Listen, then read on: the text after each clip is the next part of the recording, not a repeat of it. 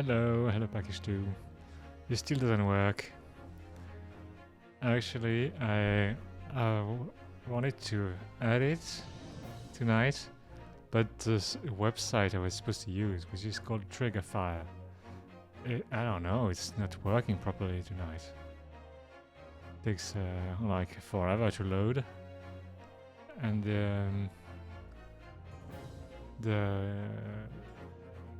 the web page is supposed to integrate into OBS doesn't work at all, so I guess we're not gonna have that tonight. Sorry.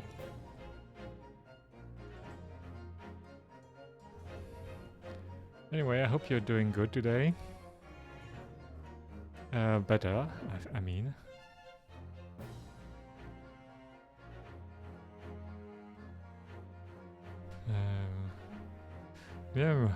Yeah, I'm good. Finish something nice at work. Still not great. Oh, you able to rest properly?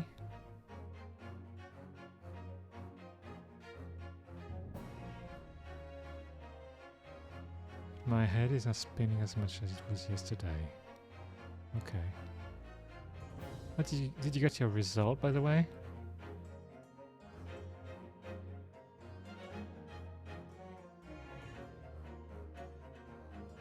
Oh, goddamn, still not. Okay.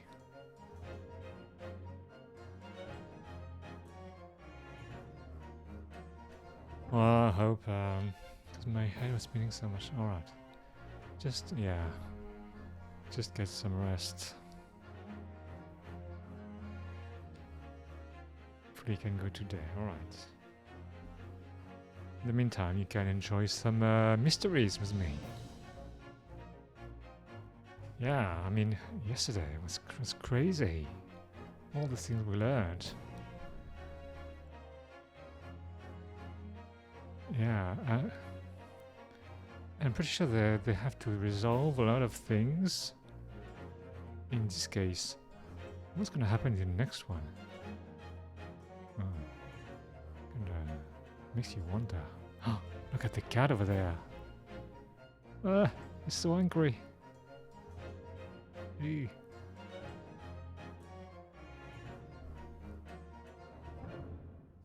Alright, I'll just get in then.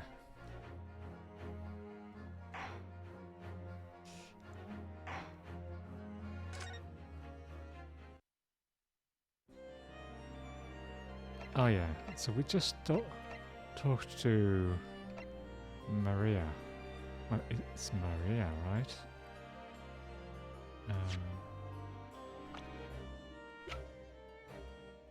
Maria. Margori.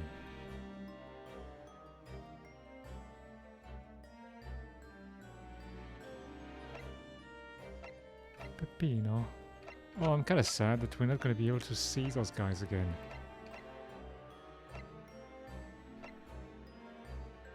I really like them. Like the Skulking Brothers. The third son of a great Italian landowner.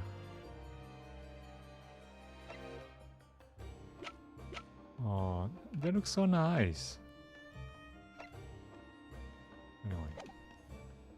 So, what do we do now? Can we go talk to Lord Van Zeeks, maybe? No, he's not gonna have anything to tell us. We have to go see Sholmes. That's what we have to do. Nobody home?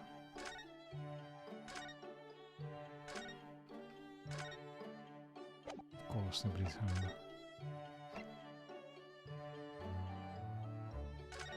What's up with all that? Nobody's here.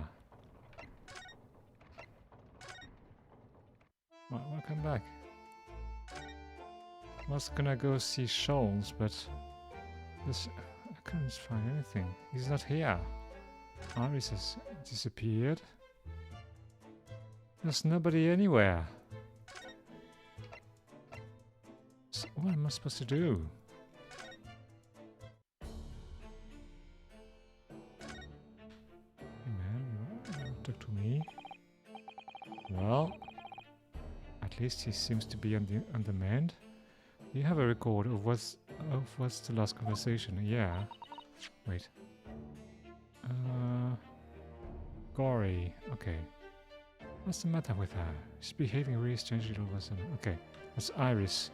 Oh, I'll wrap up part for you when we get home. Okay. Well, in that case, we won't keep you any longer either.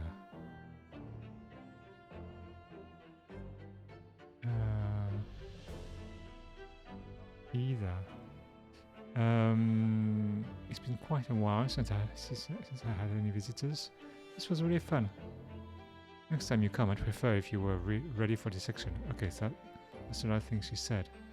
But Iris just fled when the other said she was there. She was seemingly going to hide Clint's file.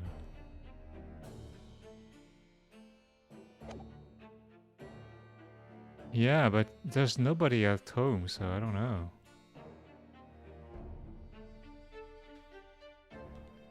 Oh, you know, this disguise as piece of gossip was really quite masterful, wasn't it? Oh, I can't remember anything about it except for the floppy lip. The floppy lip. Oh, I imagine not even his wife would have recognized him. I don't know how he disguised his nose like that. Or perhaps, but did he really have to take it quite so far? Clint's Van Zieks, yeah. Maybe we could go back home and have a look. Maybe his nose was shorter, yeah.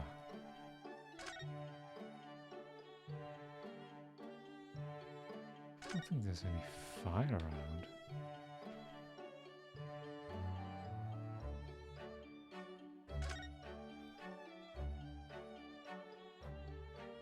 Oh, there's nothing here. My eye is always drawn to this big metal chest that Mr. Sholmes and Iris use as coffee table. Oh, isn't it where Iris keeps her very important papers? Oh dear! Could that be? Oh, my controller is acting funny again. It is! So you think that they treat it with more care, really? But only the other day, I saw Mr. Sholmes kick it. Oh no. Suppose something must have been frustrating him. What a shame to mistreat the furniture, though. Was it damaged? The chest was fine.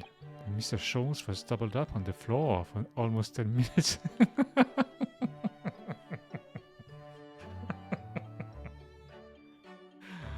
Oh. Ouch. Yeah, that's the word. Oh dear. That is a painful tale. Painful indeed.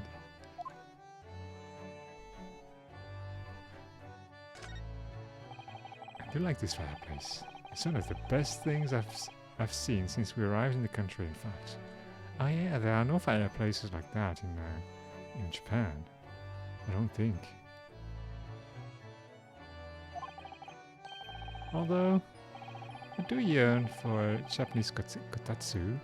Putting your legs under a warm, blanketed table is so comforting.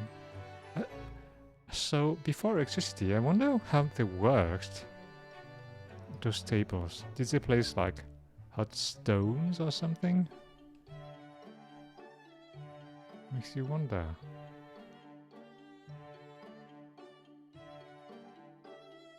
Or is it just a blanket with no heating, without burning the blanket?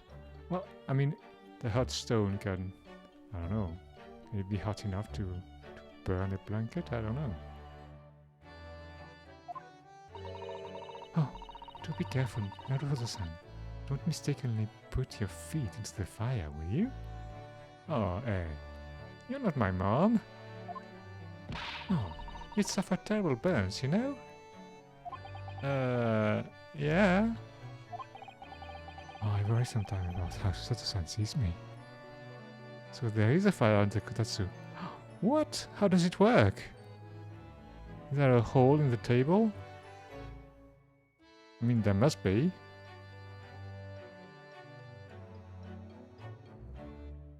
I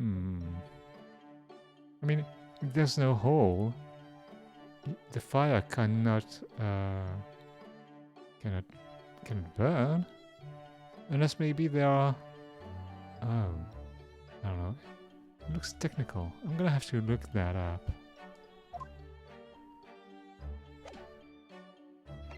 Alright, what do we have to do? Maybe go back and see Kazuma? Or maybe there was something to look at in the lab.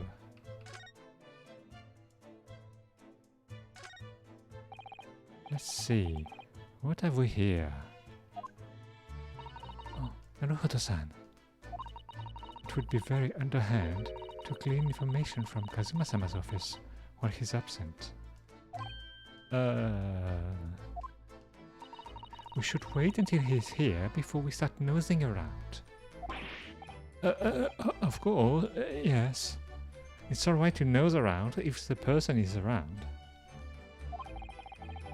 Oh, she doesn't take any nonsense when it comes to Kazuma, does she?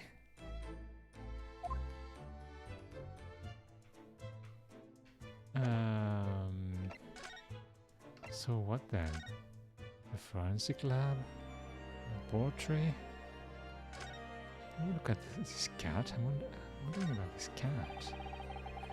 Let's have a closer look at this. Oh, listen again. Let's not. At least not while she's armed. Okay. Let's not look at anything then. So, nobody here. Nobody here. Nobody here. Nobody here. Nobody here. Nobody here. Nobody here. Nobody here. What are we supposed to do?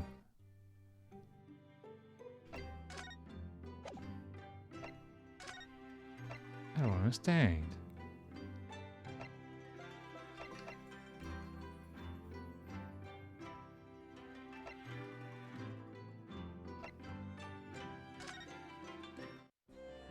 We talk to her again. I don't know. Yeah.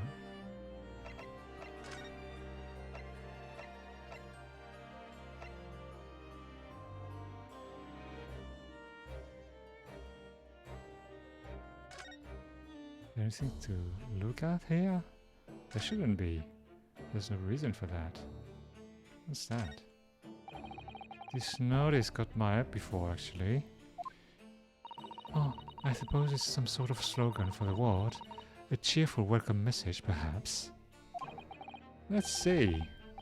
Pay with good cheer. Leave with good cheer. What? Well, look at that. You were spot on, Seto-san. It's Suro's cheer. Oh, I wonder how many discharged patients pay their medical bills with good cheer, though. Once I had to have a very painful injection when I fell ill with a cold. I felt awful already, so why did I have to suffer the sting of the injection as well as the bill? I yelled at the doctor. What? Why yell at the doctor? Oh dear, what terrible treatment. Of the doctor, yeah. What's up with that? Oh look, a pair of crutches. Before we came to Britain, I hadn't realized they were used here as well. Oh, I imagine they were imported into Japan from Great Britain in the first place.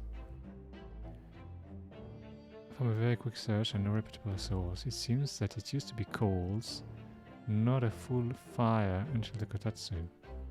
Okay. Okay, so it's kind of like the hot stone then.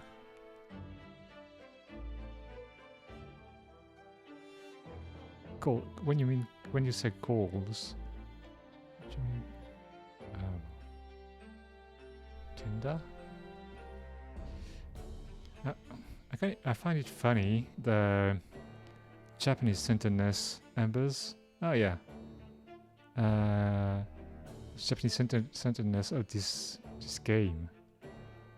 When someone talked about chess, Rinsuke said, "Oh yeah, chess. That game that's like shogi." I don't know. It's kind of unusual.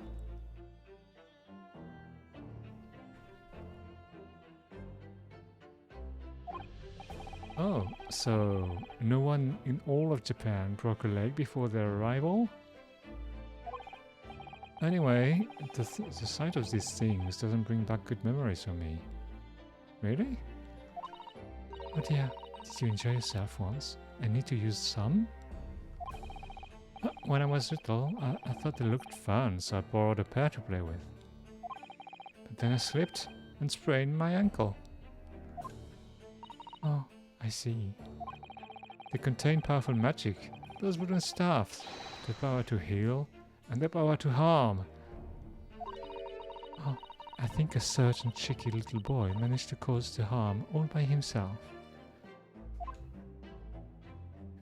Yeah, sometimes, I don't know, Rinsuke, he says weird things. I don't think there's anything to see here. God damn it, what are we supposed to do?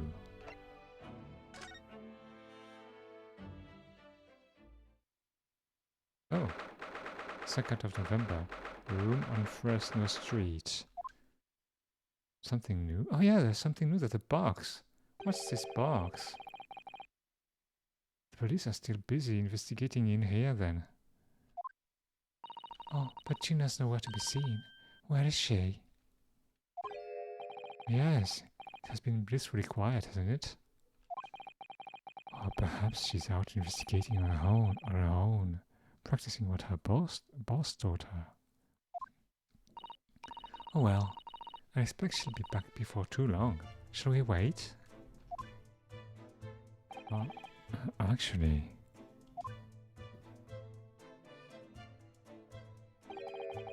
There's something different about this room since the last time we were here, isn't there? Oh, we could always use the time to investigate more thoroughly. Wait, was the lamp turned on before? Oh yeah. The box, what's this box? This little trunk wasn't here before, was it? Oh, it appears to be made of metal. It must be very heavy. I wonder to whom it belongs. And there's a scratch on the side.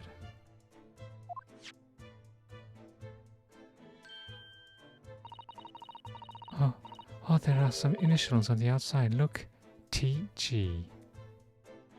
TG. Wait. Tobias Gregson. Oh.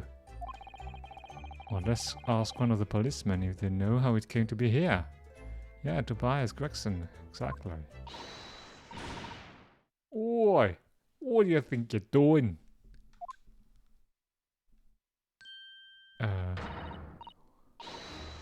That's my trunk, that is. Hands off. Gina, yeah. Oh, Gina. What were you hiding? I don't know. I left something unattended for a few seconds, and every Tom, Dick, and Harry got his greedy eyes on it. Just a wild guess, Gina, but what? Spit it out, Odo. Is it fair to say that you've only owned that trunk since this morning's trial? What are you trying to say? Come on, this trunk goes with me everywhere. Always has. With her. Where have you been the last year? Really? Try not to incur your wrath, mainly.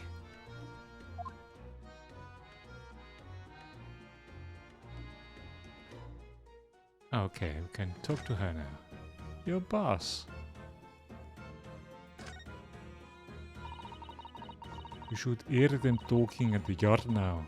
They should be ashamed of themselves. They're saying that it was the boss who killed all them bludgers. Ah, you mean the whole Reaper thing?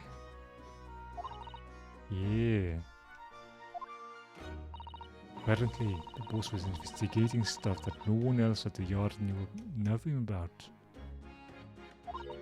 Stuff to do with all them criminals what got off scot-free. Oh yes, the one persecuted by Lord Van Zieks, who used bribery and corruption to evade conviction. Well, then obviously, it was that bloomin' Reaper giving the orders, wasn't it?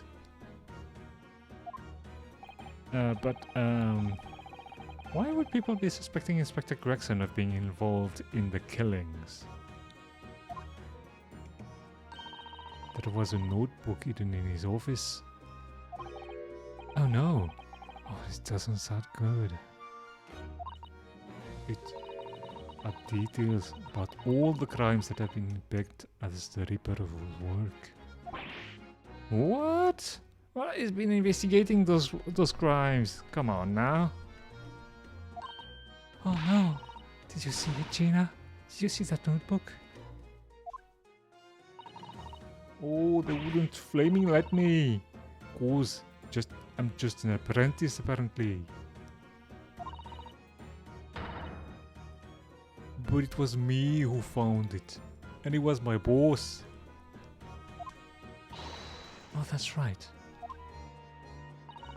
I was pretty miffed about it, so I sneaked a peek at what it said anyway. Huh? Oh, that's how, Gina. The secret notebook.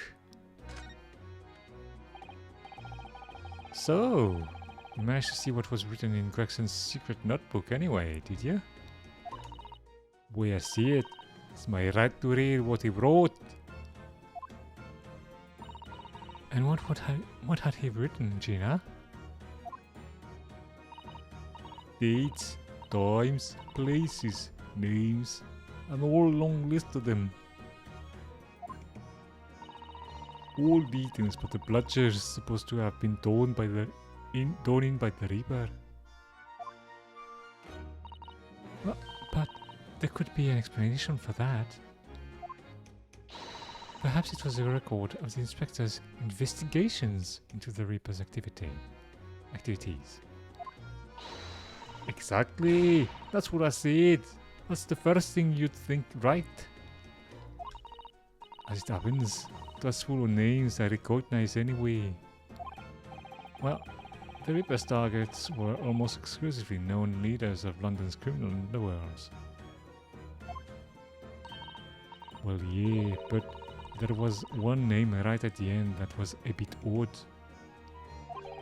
At the end of the list, you mean? I'm pretty sure the date against it was 31st of October. Oh, the day before the inspector was found dead. So, what was the odd name? It weren't like a name I'd ever seen before. It was something like... Nah, it's no good. Can't remember it. Don't think it was an English name, put it that way. Oh dear, what a pity. There was something else too. I don't know if it matters, but the same name kept coming up over and over. Shin, it was. Don't suppose it means anything, but... Oh. Did you say... Shin?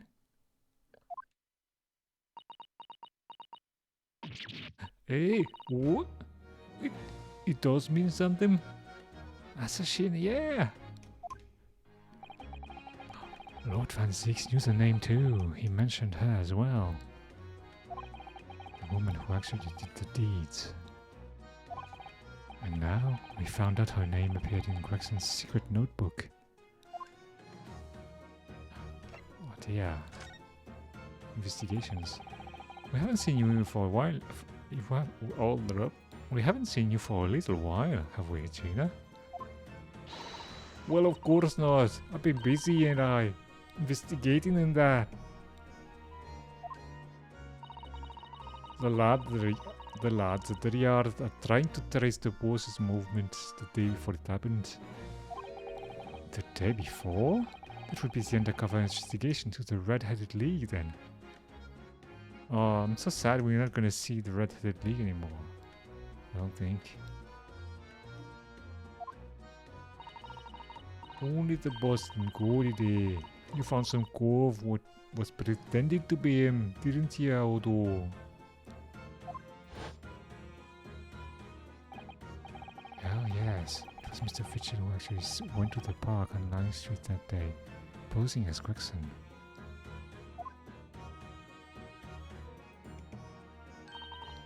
Well, anyway, you weren't the only one turning up stuff. I got my own ways of getting results.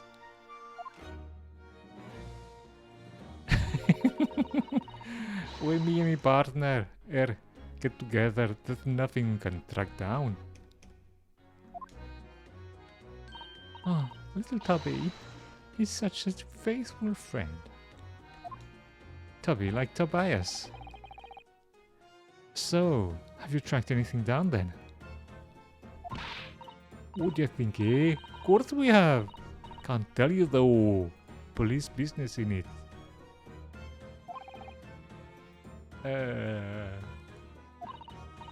Anyway, the point is, if you lot ever need any help, you know who to turn to, right? Me and the Hound here. Oh, the Hound of the basketball. Who you gonna call? Well, Gina. Right, because he looks also hellish, honest. The Hellhound. Gina. About your Hellhound there.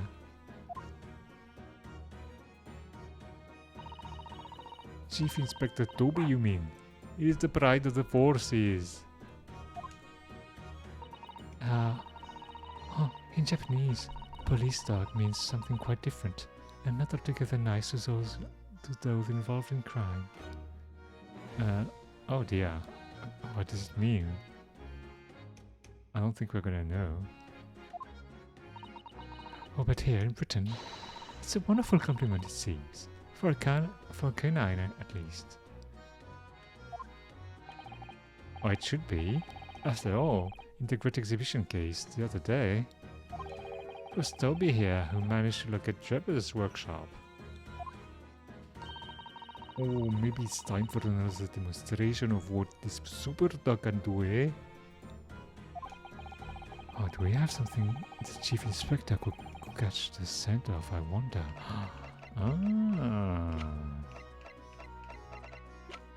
Do we have something? The wig? Oh, the revolver! Oh dear, yeah. Take that! Well, Chief Inspector Toby, if you wouldn't mind having a sniff of this.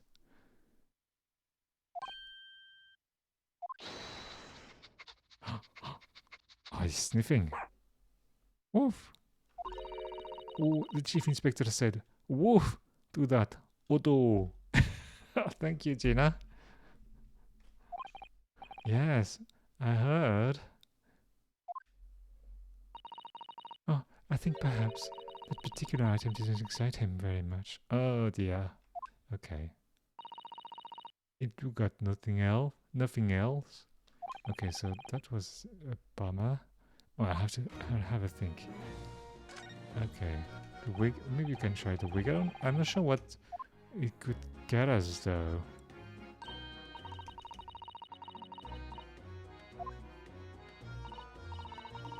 I'm trying to trace Inspector Gregson's movements. Oh, okay.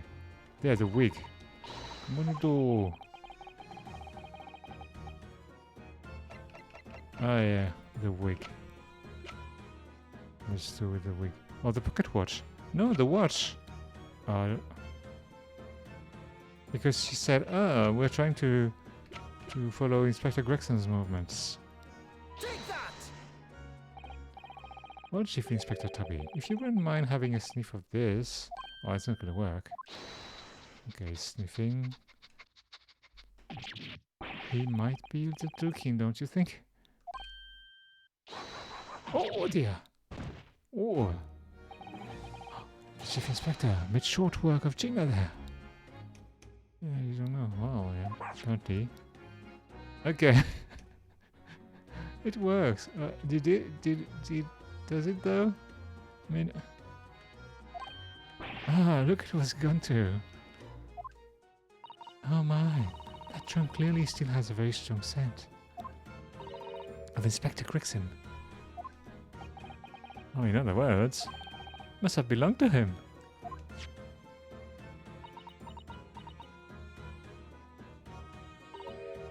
Alright. The verkoop, I suppose. And you nearly got away with it too. Oh, you always talk so proudly of Chief Inspector Toby's nose and what he can achieve. Did not cross your mind that he might identify something that was right next to us? Yeah, that was a bit of a bloomer, wasn't it? Oh, that's enough now then, Gina. Eh? I think it's time you told us the truth about that trunk. The metal trunk. It went like that. It just went. What are you talking about? I know what's going through that head of yours, but that ain't what happened. Alright then, what did happen? Tell us.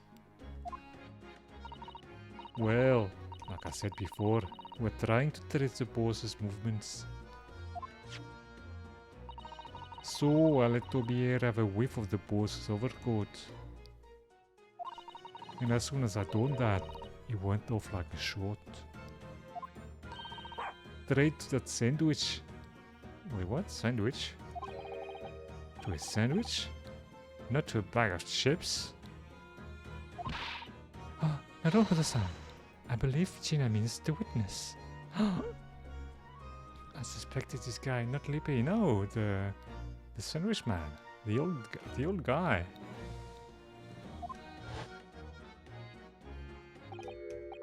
Oh, I forgot about that sandwich. Oh, give me a sec.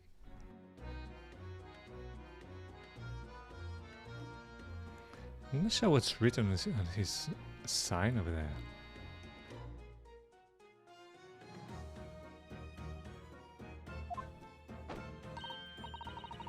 Yeah, he had it eaten between them wooden boards of his. The boss was drunk. You mean when they heard a sound like a gunshot and all? You mean when they heard the sound like a gunshot and all piled in here? Exactly. Nabbed it from the scene. Oh goodness. Me and the chief inspector gave that sandwich a good grading, and you know what he said?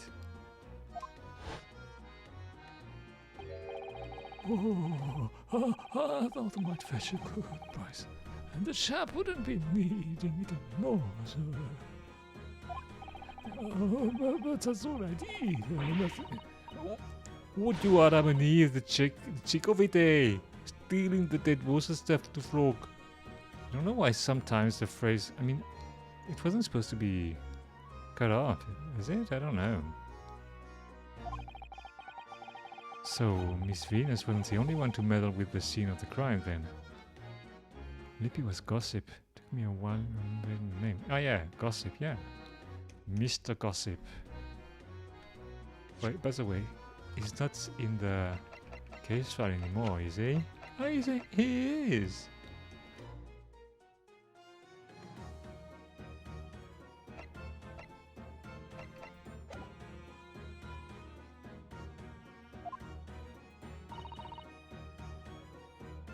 How could they? So anyway, that's how it happened. And it's a pretty decent drink, so I figured I might as well make use of it.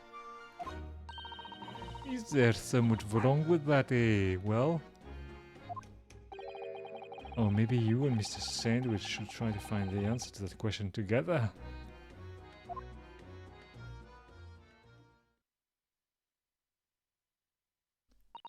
Oh, I think perhaps that trunk should be turned over to the police, don't you? Oh, what are you on about? I am the police. Gina, if you wouldn't mind, could we maybe examine it? Yeah, alright then. Do what you want with it. Oh, thank you. We shall make a detailed record of our examination of the evidence. Wexton's trunk has been entered into the court record. We'll have to look at that. Oh, what's going on? What's the matter with Toby? Yay, indeed. Why is he acting so aggressively towards me all of a sudden? Oh, Maruko-san, be careful. It must be the trunk. What? Hey!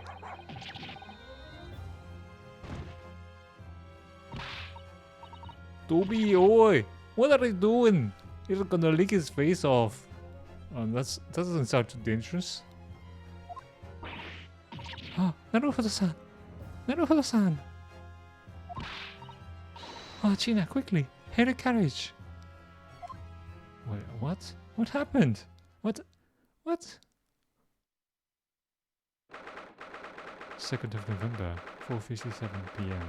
Naruhodo's legal consultancy.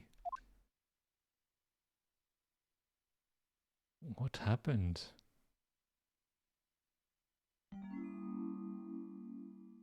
You got your face licked off? Yeah. I thought it would be better attached to my face, no, my head. Oh, Naruhodo-san, are you alright? I guess, yeah.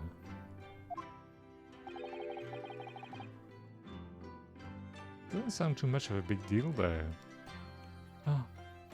Oh, Sato-san. Oh, conscious again at last. A blessed relief, my dear fellow. After all, you dropped dead after a moderate licking by a small terrier. Most unseemingly. How do you pronounce that, by the way? Terrier? I don't know.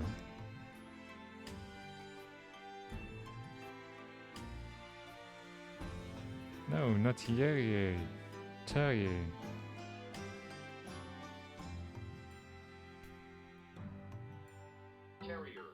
Terrier. A small terrier? Most unseemly?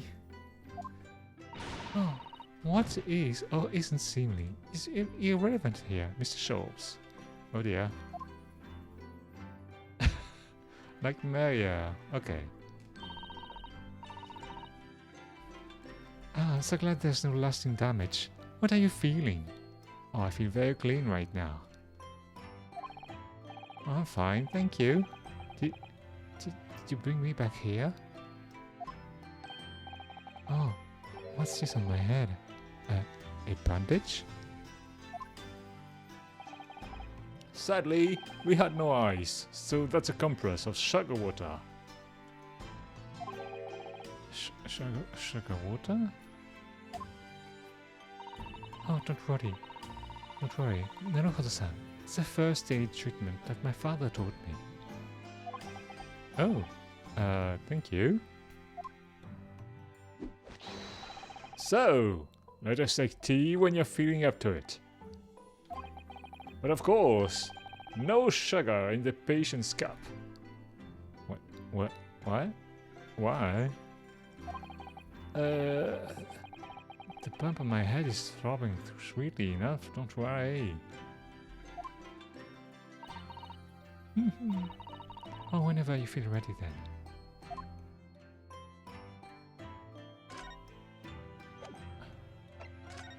Oh, we'll have to talk to Sholmes, by the way. Thank you for your concern, Mr. Sholmes. Oh, my dear fellow, think nothing of it. I must say I was quite startled. I wonder if that's a real thing, the sugar water. I was wondering the same thing. I've never heard about anything like that.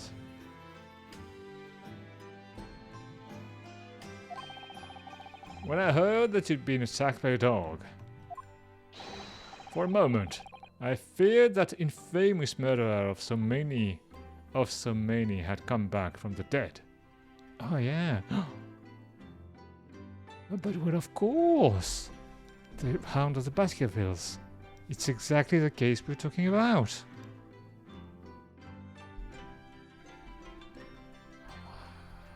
We have to read the story.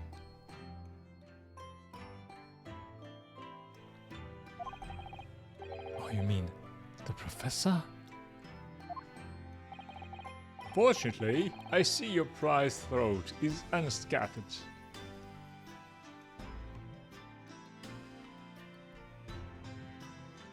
Wait, unscathed.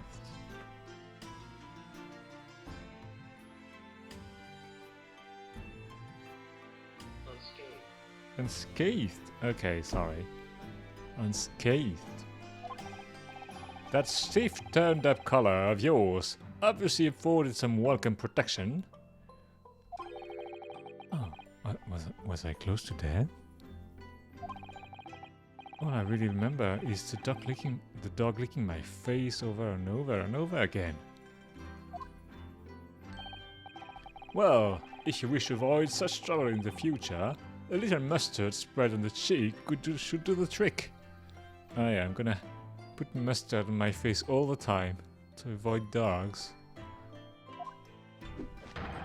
I should think that would balance the sweetness of your bandage rather splendidly. Neither. Hey, we have to ask him about the case. Sweet mustard. Oh yeah, you mean the thing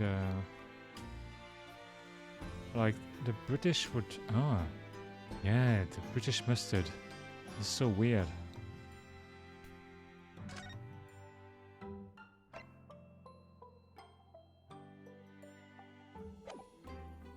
Have some tea and relax for a while. Whenever you serve me tea, it always takes me back to Japan. Whenever. I know you're not particularly fond of the bitter taste, are you? So I do always try to pick out the less bitter matcha for you. While she does often serve up an unusually mellow blend, it's true. But the anticipation of the taste in my mouth makes me bitterly worried anyway. Oh, it's very difficult for you, isn't it? Is she being sarcastic? Okay, so what now? Oh, we have to look at the box. 2nd of November, Sean's Suite.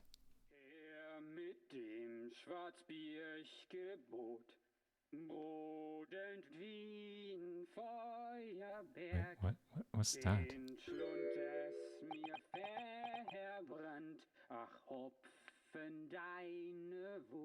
What am I hearing? Did she find matcha in London a century ago? I don't know, probably.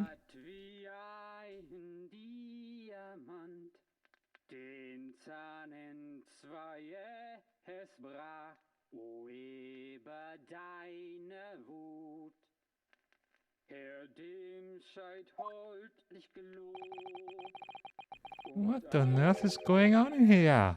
Am I having a bad dream? It sounds German. I don't think.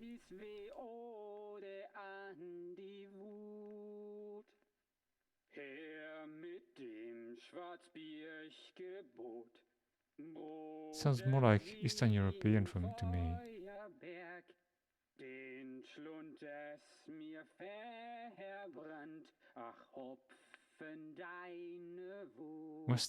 Who?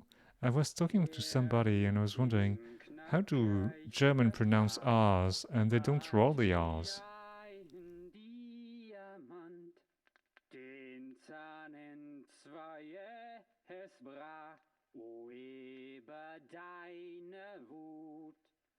I don't know.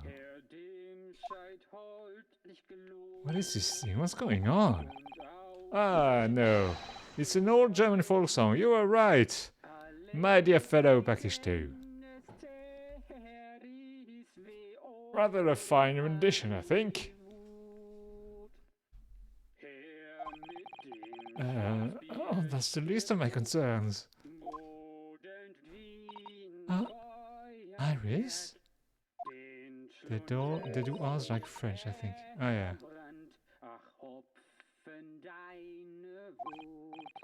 Iris, what's the matter?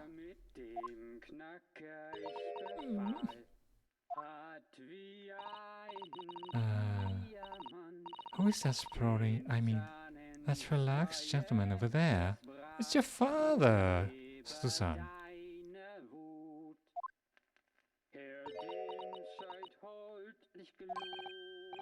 Iris?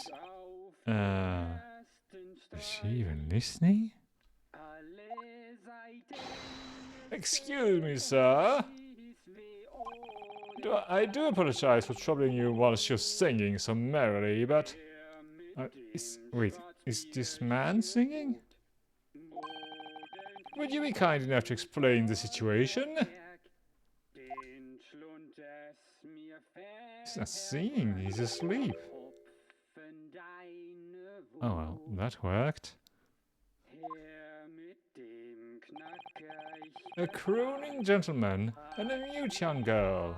A rather tantalizing juxtaposition. And one that appears to have incited the gods of deduction within me to find their voices too. Oh, Mr. Sholmes, do you mean... A great deduction is coming.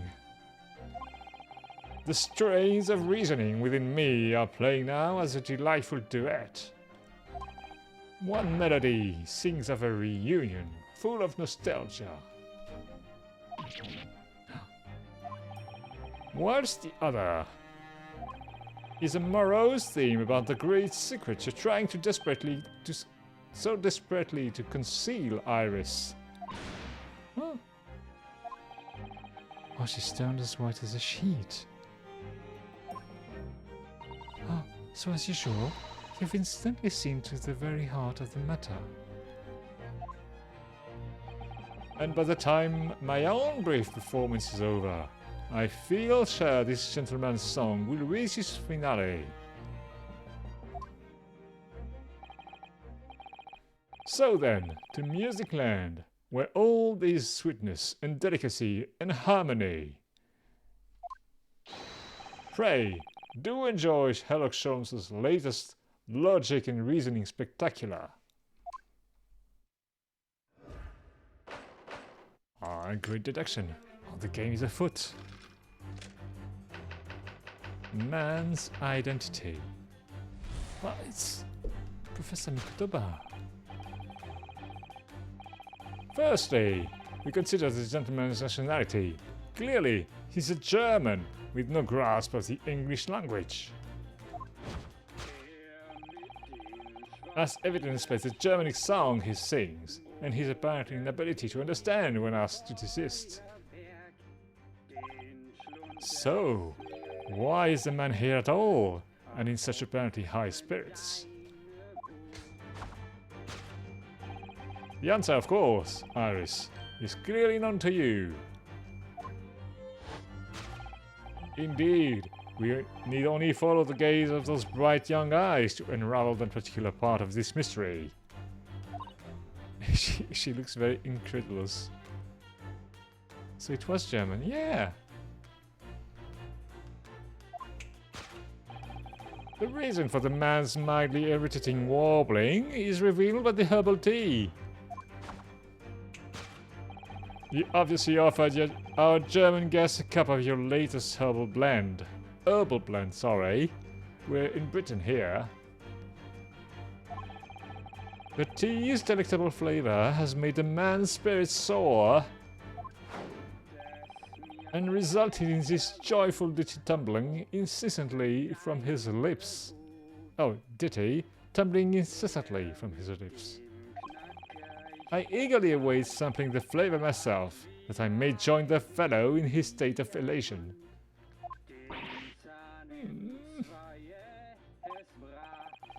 Now to the next question. Who exactly is this gentleman availing himself so thoroughly to the city?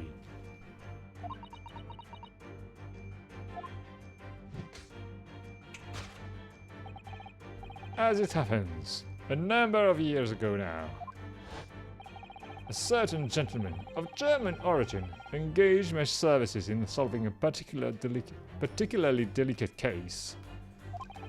He required the retrieval of letters once sent to an acquaintance that might have proved problematic. Problematic.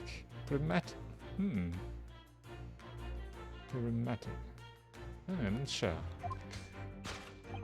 In order to conceal his noble identity, he also arrived at my office in a mask. The gentleman's name was Wilhelm Gottschalk Sigismund von Ormstein.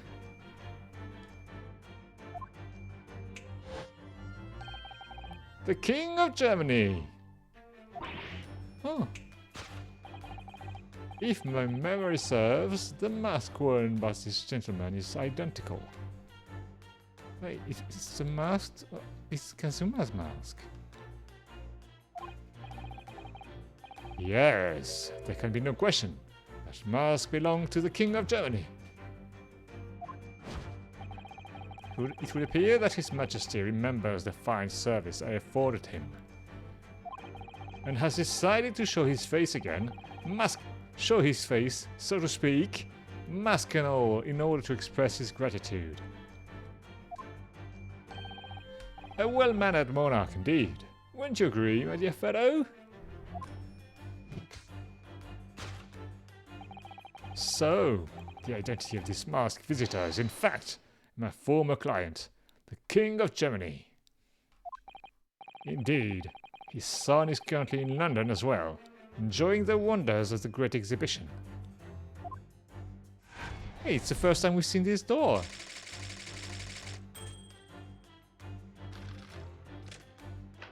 And the mask sitting on the coffee table chest. Yeah, it was Kazuma's mask. Which leaves us with one remaining imponderably. Yes, you, young Iris.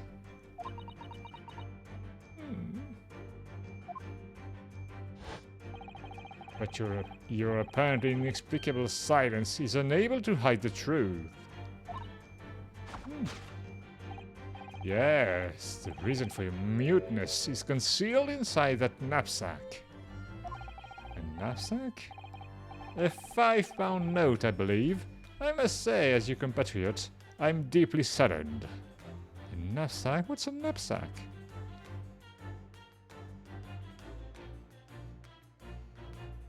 Knapsack. A bag? Strapped on the back and used for carrying supplies or personal belonging. Backpack. Okay. But the 12-year-olds were dumping landslides of book into knapsacks and getting ready to leave, and all I could do was follow them through the turnstiles and into the start of another summer. He had a Polaroid camera around his neck and a knapsack on his back. Okay, a knapsack.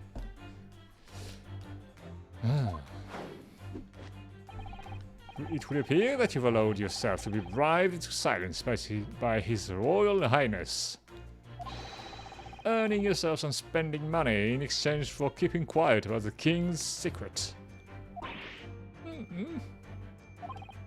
And now, the final piece of the puzzle. What is this secret you strive to hide with your silence, Iris? Ah, yes. We need only follow that brief involuntary twitch of your eyes to find the answer. You were attempting to abscond with that coffee cup. I think I learned the word knapsack in Animal Crossing and the Switch. Oh, really? I didn't play this game, so I didn't see that word. But yeah, it's possible. My favorite coffee cup, in fact. But it seems to be broken, sadly.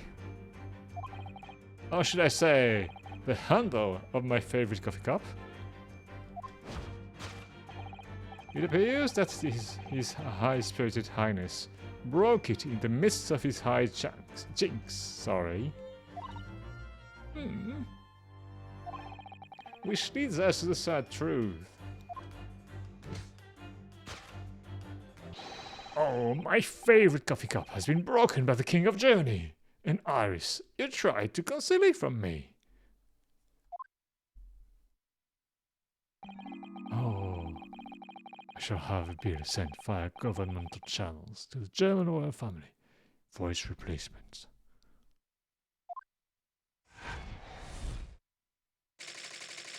To hide the coffee cup. Oh, thus concludes Herlock Sholmes' great detection of this painful puzzle.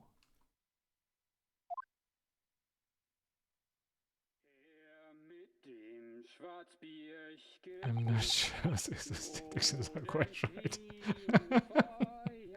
Yeah, I'm not sure either. Oh, I think Satosan isn't sure either.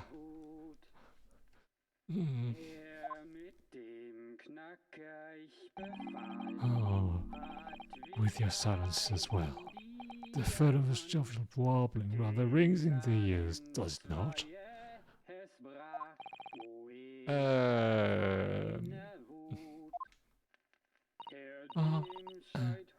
Mr. Sholmes? I must say something rather... I must say something does rather trouble me. Pray, Mr. Sato, do tell. Oh, His Royal Highness. He looks an awful lot like my father. Doesn't appear to have moved a muscle since we arrived. Ah. Oh, and you haven't said a word either, Iris.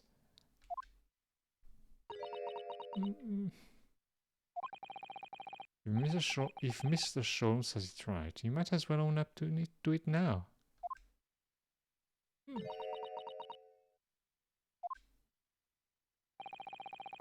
How is he singing without moving a muscle? He's a ventriloquist. A very good one at that. Your reasoning isn't entirely without substance, I must admit. Oh, and, one other thing, Mr. Sholmes. Yet another grievance, Mr. Naruhodo? Surely not. Well, I actually read the story of that case recently, and, well, the one you were just describing. And according to that, at least, it wasn't the King of Germany. It was the King of Bohemia.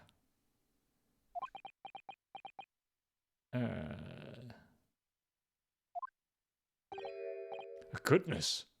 Was it? Oh, yes. That's quite true. Master Gods, the prince, testified to that in court. In his words, I have come to see the great exhibition all the way from my home in Bohemia.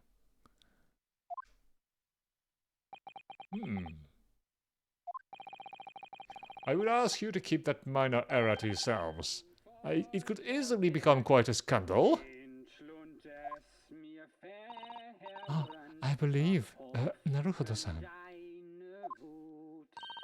that it's our turn now to make some corrections to a number of minor errors that may have slipped in. Oh yes, even Mr. Sholmes is willing to admit he might be slightly wide of the mark this time. Although, it's clear that Iris is definitely hiding something. Definitely hiding something, yeah. We need to find out the truth behind this mysterious scene. Oh, but one truth is incontrovertible. My favorite coffee cup is no more. So, shall we embark again on a joint presentation of Sherlock Holmes' Logic and Reasoning Spectacular? She's hiding Clint's autopsy report. Yeah, she is.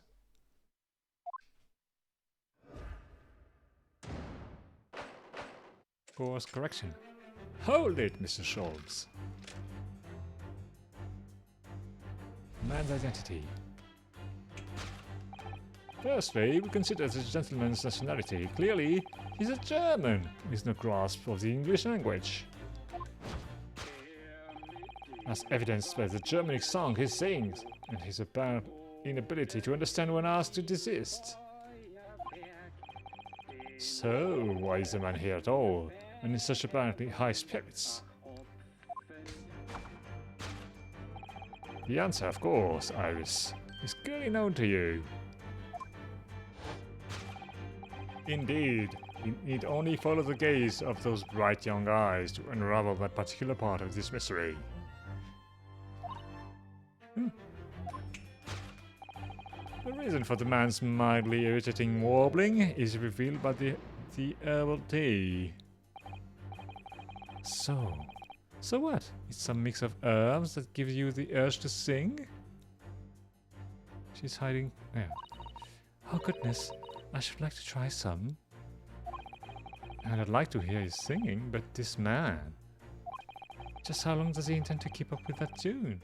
Do you suppose? Well, as I said, he's been stuck still the entire time. And if you look closely... his lips aren't moving either.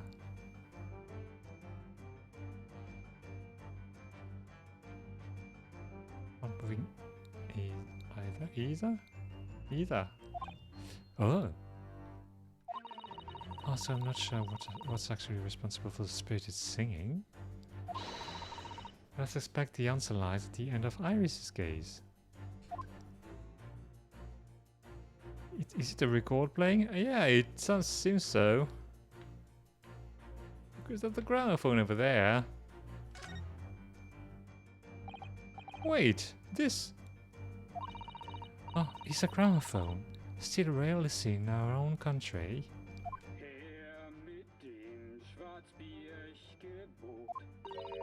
Oh, the sound certainly appears to be coming from the horn. But machines singing? That can't be right. Oh, science and technology are changing the world rapidly. Naruto-san, what's right is changing too. It's too much for my brain. Well, at least we found our answer. Okay, so that's not that. Double T. The mask? What about the mask? Wait, we know this mask. Oh, you're right. So, does that mean... Oh, it's Kazuma! No, surely not, it couldn't be. Could it? Oh no, it's most definitely not him. No, of course it's not. Thank goodness. But then, why is this gentleman now wearing it? I'm afraid once again, I really have no idea.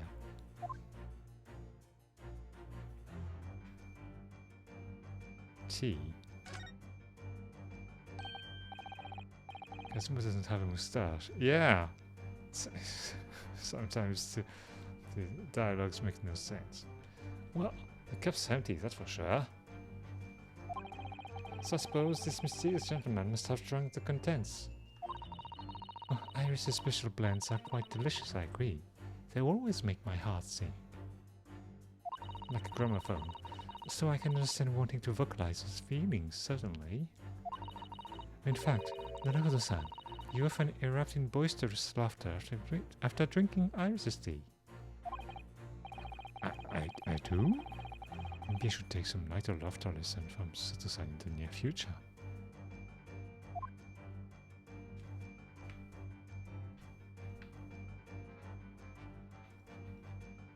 So, wait, what are we looking for? The reasons for the man warbling. Oh yeah, by the gramophone. Take that! By the way, warbling?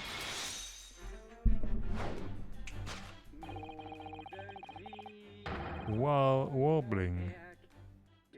A melodic succession of low pleasing sounds. The reason for the man's mildly irritating warbling is revealed by the gramophone. Indeed, for no well-bred gentleman would break into an obscure folk song when making a social call. In other words, this gentleman isn't singing at all. In fact, I guess warbling is from warbler, a songbird, is it? Oh, it could be. It appears that the fellow is unconscious. Huh.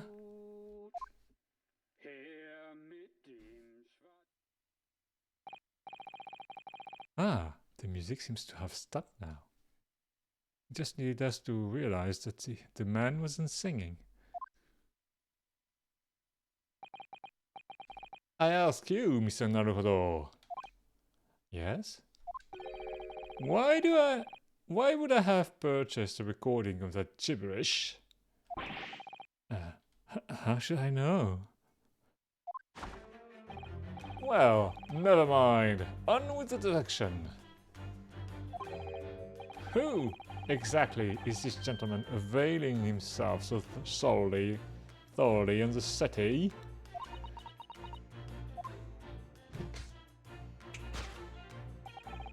As it happens, a number of years ago now, a certain gentleman of German origin engaged my services in solving a particularly delicate case. He required the retrieval of letters once sent to an acquaintance that might have proved problematic. In order to conceal his noble identity, he also arrived at my office in a mask. Problematic. How do you pronounce it? Problematic, yeah. But it sounds kinda American-y. I don't know.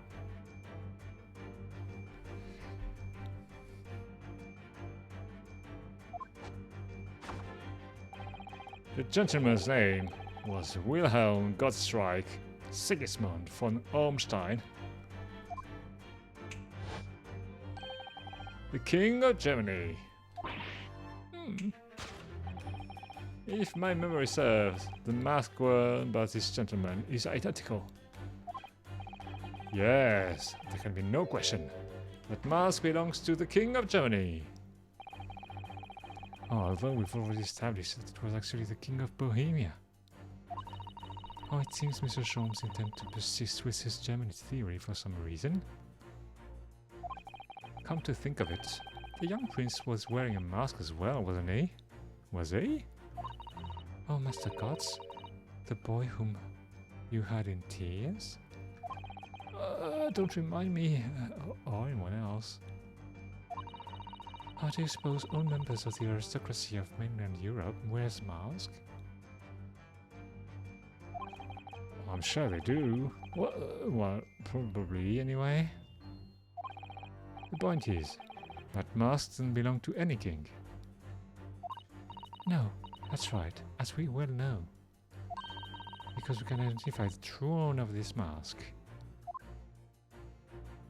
Yeah, it's Kazuma. Where's Kazuma? Oh god, where is he? Oh, he's right here. Take that!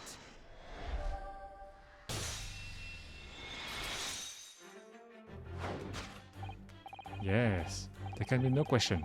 That mask belongs to Kazumasugi. In other words, my memory is sublimely unreliable. Only you could try to make that sound positive.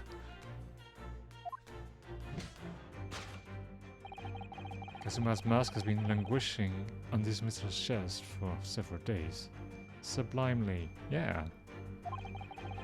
Though that doesn't explain why the gentleman is wearing it now. But it is now a simple matter to determine our guest's true identity. After all, the gentleman is unconscious. We need only excuse ourselves in advance, gently lift the mask, and peer beneath it.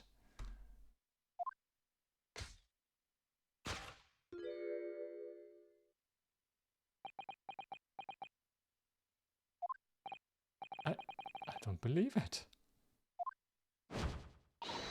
Ah!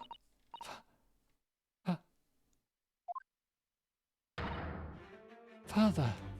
Oto-sama! Professor Mikotoba, of course it is!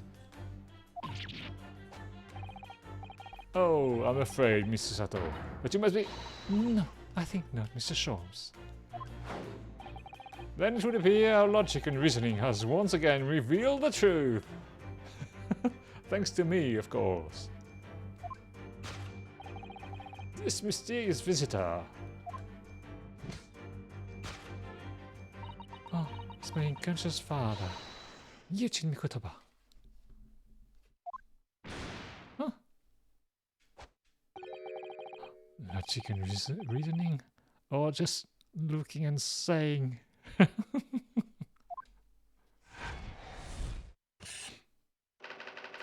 Yujin Mikotoba. Oh, the girl's silence.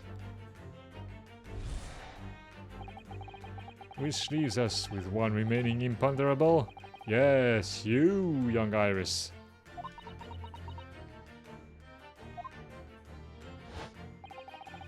But your apparently inexplicable silence is unable to hide the truth. Yes, the reason for your muteness is concealed inside that knapsack. So, that's a £5 note poking out from Iris's knapsack, is it? Oh dear, I can't be sure. Most money that we encounter is in coin form. I know, I'm not even sure if we've seen any banknotes here in Britain at all, have we? Oh, but anyway, Father would never have paid money for Iris's silence. He certainly seemed like the silent type himself, though, judging by his present state. Well, there must be some other reasons for Iris's silence, I suppose.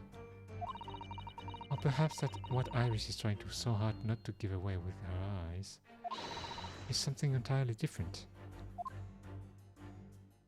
What is it?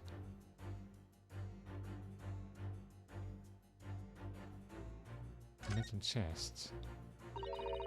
This metal chest? It contains important documents, doesn't it? It's open! Yes, details of all the cases Mr. Sholmes has worked on over the years. Written up by Iris's father, if I remember correctly. Iris insists that the chest is kept locked at all times. She's never once shown me inside. Well, its contents are invaluable to her, I suppose, and entirely irreplaceable. So why are they so close to the fire then? Eh? Oh, but look at it now. The catch is unlocked for once. Huh? So it is. Oh, that's hard to ignore.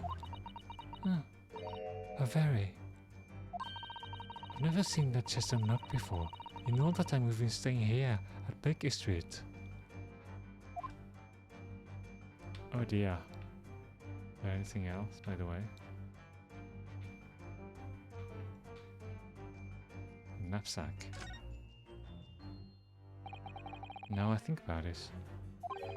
Iris always wear that little bag on her back, doesn't she? Oh yes, that's right. Though it's easy to forget about it because you can't see it from the front. There are two little felt dolls attached to it as well. Oh yeah, the dolls. Are there? I had no idea. I don't remember ever seeing them before. I do. Is it possible there's always a £5 note poking out from her bag that I just haven't noticed before too? I couldn't say with absolute certainty, but I think it's unlikely. Can we see the dolls? Oh, we can't. Okay, we have to present that. Take that!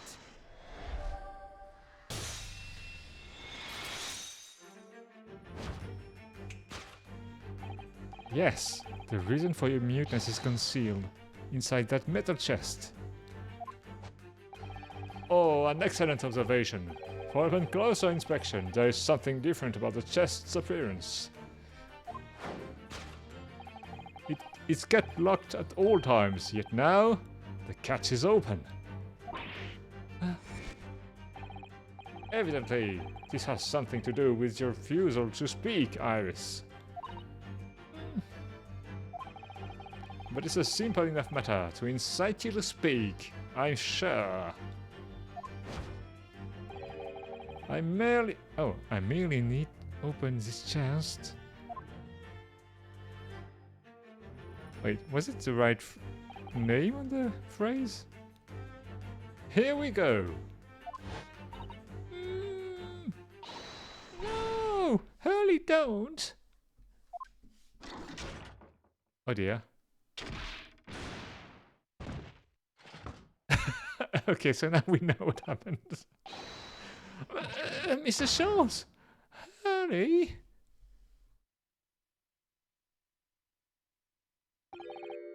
He's dead. Kind of reminds me of Scary Movie 4. In Scary Movie, there's this parody of The Ring, and the mother comes back home, while there's a man who's been babysitting her son, and she comes back, the son is missing, and the man is unconscious. He's sitting at the table, lying on it, and sitting on the table, and then she wakes him up, and he's like, "Oh, I don't know what happened. I just looked down, and there are dice on the table, and somehow it's I don't know what the game is. It's a man." Then stands up and says, "Oh, I win!" He hits his head on a table on the wall, and then he falls unconscious again. But I mean, it's funnier when you see it. Oh, never. Oh, Hurley, I told you not to open it.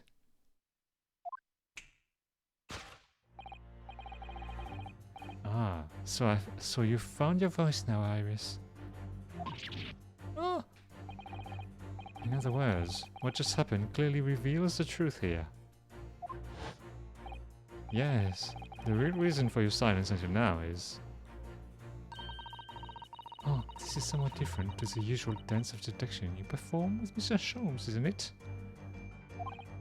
Well, he's left me alone on the ballroom floor, so I'm going to have to dance this next part solo.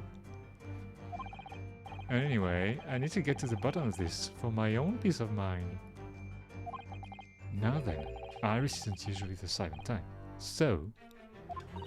Oh, you mean you don't actually know the answer yet? Oh, despite that knowing point of the finger before.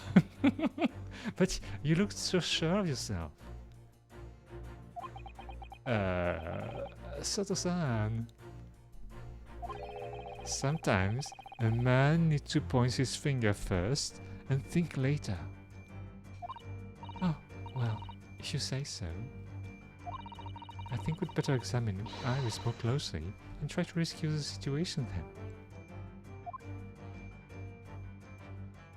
What's up with Iris? Ah, knapsack. Yeah. For some reason, this knapsack is really standing out as suspicious to me today. But the dolls are very cute. Oh, is it? It's quite sizable enough for a sizable secret. That's what I say. Oh, perhaps it is. But we certainly can't open it up to look inside without Iris's permission. There's a lovely heart on it. No, you're right. Who knows what might pop out and punch us? Oh, there's a key. That's the key she's holding, look. I'm sure that wasn't in her hand before. Was it? No, you're quite right. It appeared as if by magic. That's strange. A big old iron key. What did it materialize from? Take that!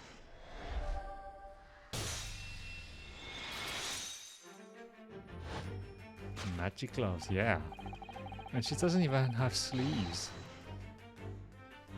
Yes, the real reason for your silence until now is that key behind your back. Huh? When Mr. Sholmes was thrown into the air before.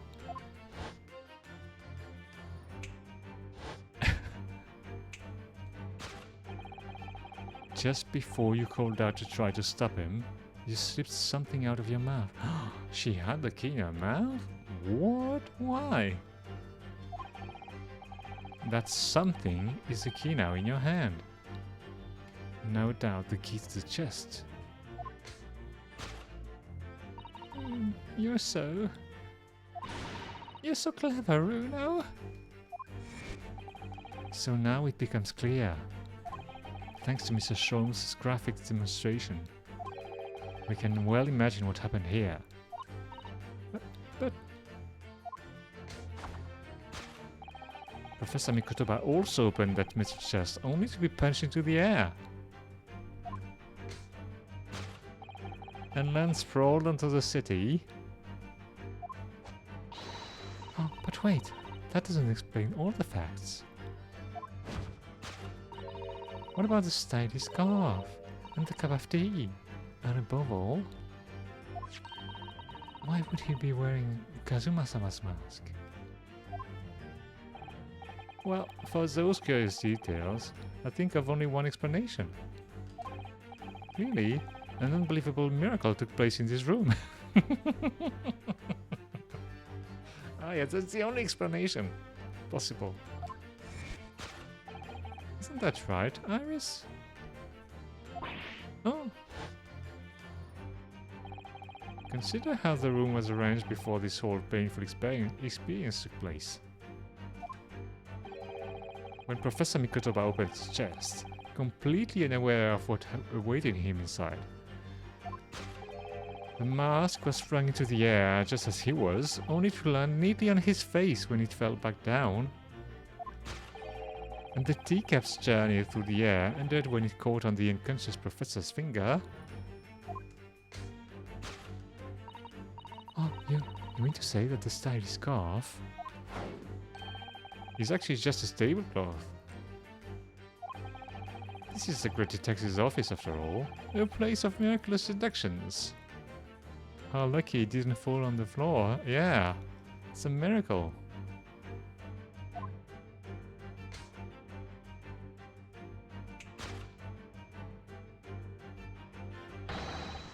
Would you expect anything less? I don't know.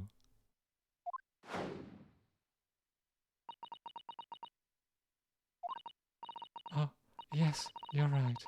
It happened exactly as you say. As you said.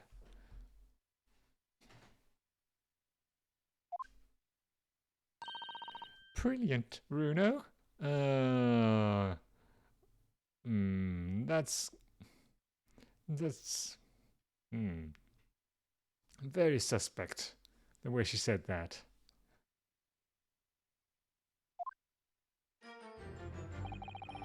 Thus concludes Ryusuke Naruhodo's great deduction on this punchy puzzle.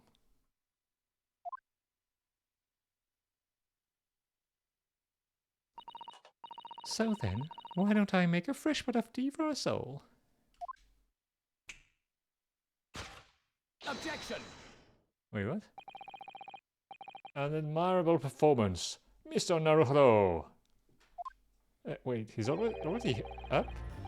But in the final act of the show there, you rather missed everything of importance.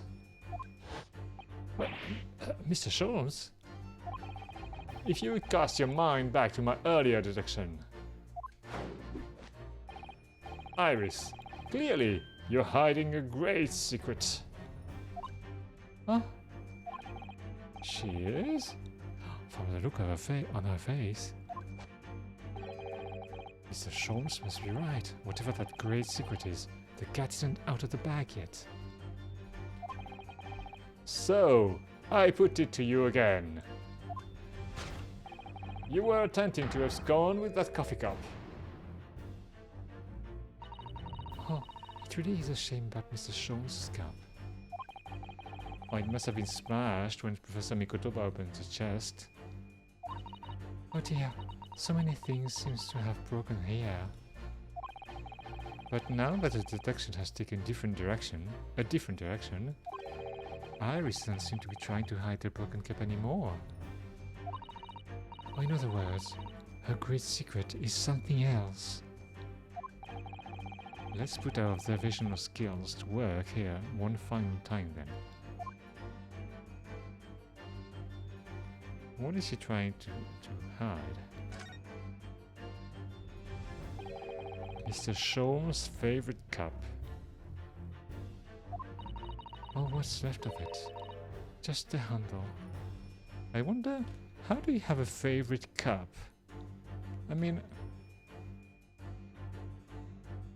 if it's a... I don't know, because this kind of cup, you would have a set of them, right? So why would one of them be particularly special? I don't know.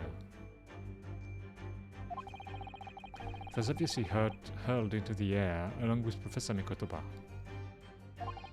If only it had been this cap that had caught on his finger before it hit the floor. Oh yes, but anyway, whatever Iris is trying to hide, it's clearly not this handle. Alright, we have to look again at the bag.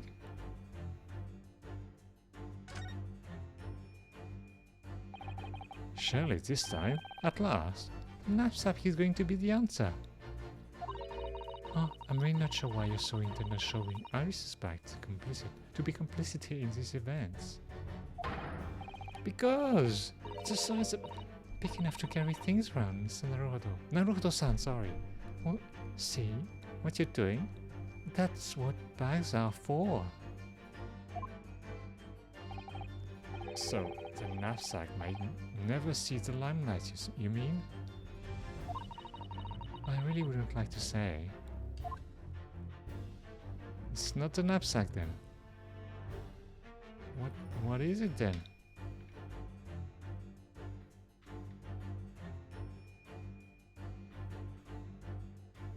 There's nothing else. Is there?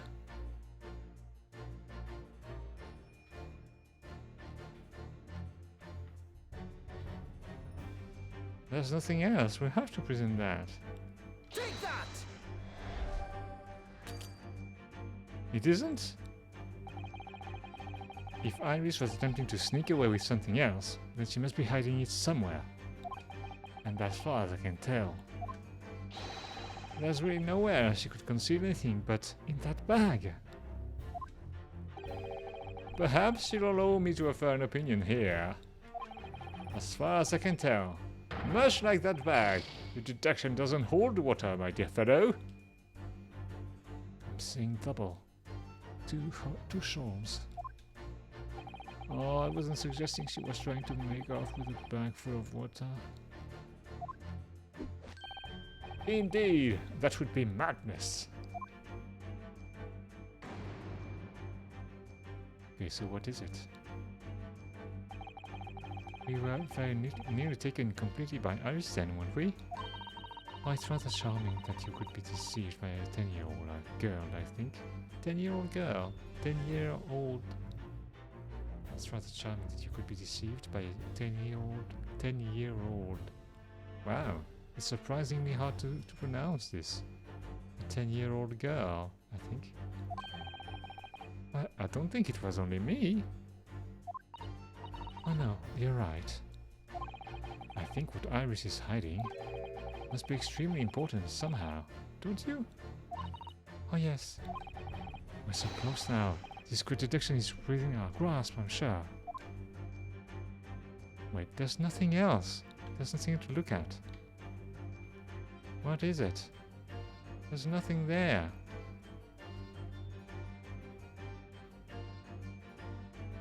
There's nothing else. What am I supposed to look at? We're tempted to abscond with that coffee cup. Knapsack.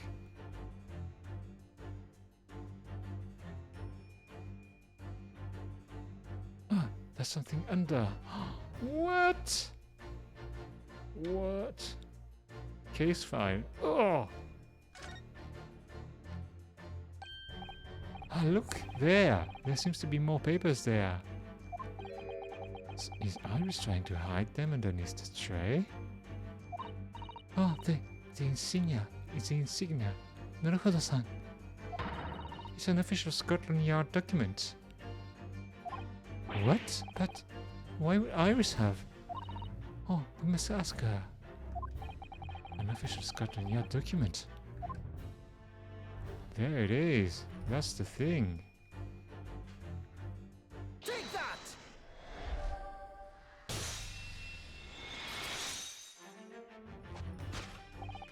You were attempting to abscond with that case file. Iris, as you know very well, nothing escapes the attention of a great detective. Oh no!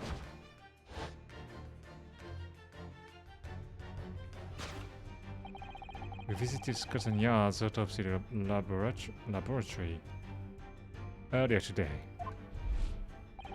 and Dr. Gorey informed us that the autopsy report of Clint Van Zeeks had gone missing. Clint Van Zeeks! Oh, yes, I do seem to recall. That's some years ago.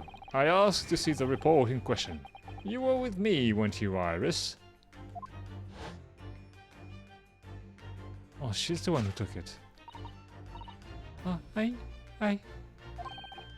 You mean it was you, Iris? So those papers you have there are... Oh, I'm sorry.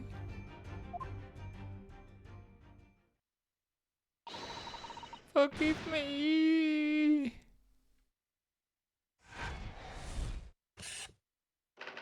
To hide the case file.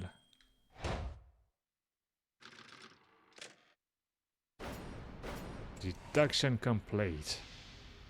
Elementary.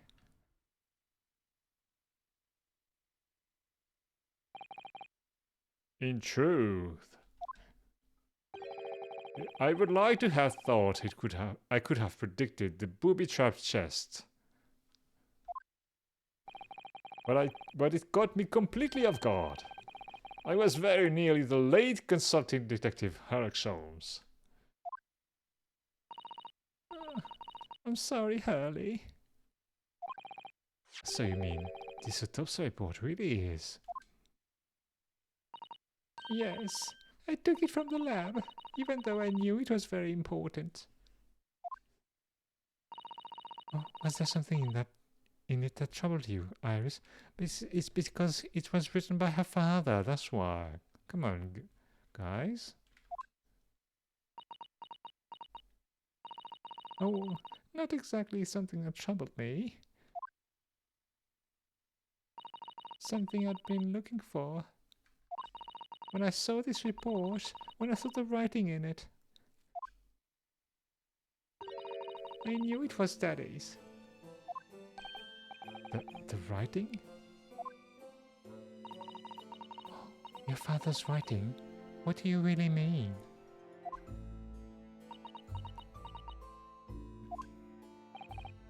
Iris. Oh, it must be something that's hard for her to talk about.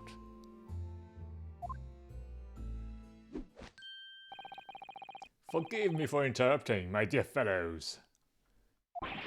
Mr. Schultz, what is it?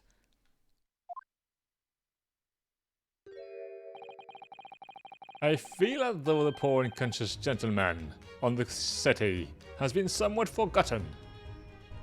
Putting your shoes on the settee, that's very rude, mister. Oto-sama. Perhaps we should find our guest somewhere more peaceful to rest. Mr. Naruhodo. Yes? Would you be so kind as to lend him your bed? We must do our very best to make him comfortable, I feel. Oh, yes, of course. I'll help you carry him up. Oh, so will I. No, I can manage alone, thank you. You have tea to enjoy. We wouldn't want Iris's brew to stew. What? Wait, did we get hold of the auto report? I think so. Well, I mean, Iris, she wanted to hide it, but she's not that, you know, slippery. Oh, because there's no better way to make the professor comfortable than dragging him upstairs like a trunk. Oh, I wonder. Oh, perhaps that was deliberate. Maybe Mr. Sholmes is making himself scarce to give Iris a chance to talk more freely. Oh, we must use this opportunity to talk with Iris. And find out what's going on. Your daddy. Your daddy? Who's your daddy? Oh, would you like to tell us about his, Iris? About your father? Oh, I'm sure I told you before, didn't I? That Daddy used to be Hurley's partner. Oh yes, and that notes... Oh yes, and that notes about all the cases they solved together I kept inside that metal chest. Oh, that's right. Hurley told me, you see. He said that Daddy is somewhere far away now, so we can't meet. Oh, that's one way of describing it. Then, when I secretly unlocked the chest and read through the papers inside, oh, I started to build up a picture in my head of what Daddy must be like. Well, that's something natural. Oh, you're just like any other girl of your age. I read that Daddy was a professor of medical science, so I studied and took my degree too. Really? Wait, how old is she? Well, that's something natural, I suppose. Oh, in that respect, you're not quite like any other girl of your age, though. 10 years old. Yeah. Oh, but there was one thing that I could never find out. Daddy's name. What? She doesn't know his name? Huh? His name wasn't anywhere on any of the notes that he'd made about his work with Hurley. Well, yeah, usually you don't really write your own name. Well, by the way, but if he was writing their adventures, sometimes Sholmes could have addressed him, so his name could have appeared. Oh, but then one day... Oh, that's what happened, is it? When you saw this autopsy report, you finally managed to work it out, is that right? Yes. So it was the handwriting in the report that caught our eye. The autopsy report. Wait, we have to look at the box, by the way. We haven't looked at the box. Let's have a look inside.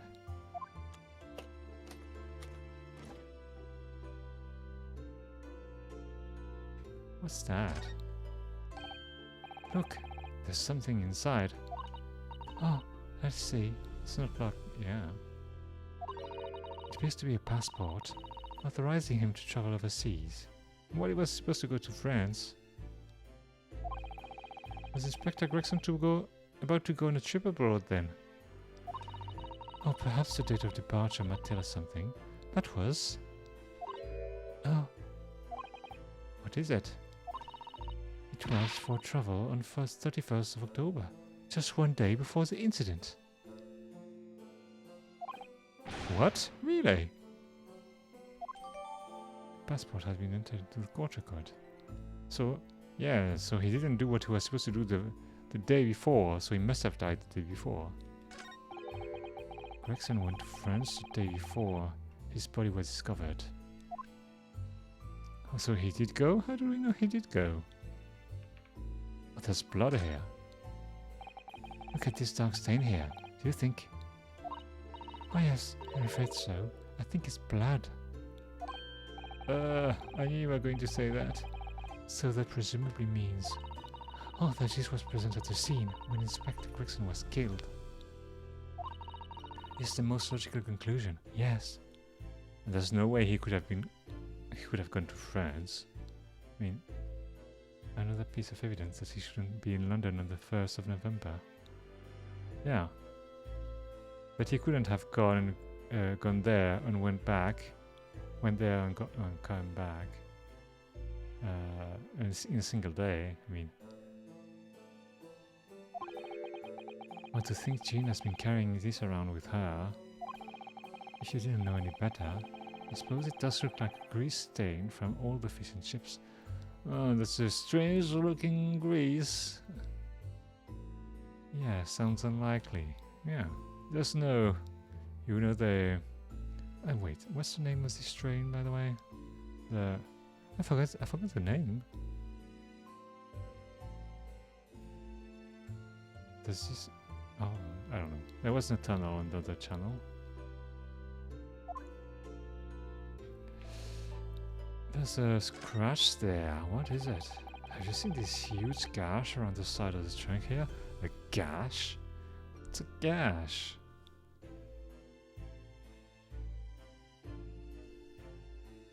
A deep, long cut in flesh. A deep, narrow depression or cut. A gash in the hull. Cut a gash through the forest. Okay. Don't think... You know what? Don't think I've ever had to look up so many words in a game since I don't even remember when.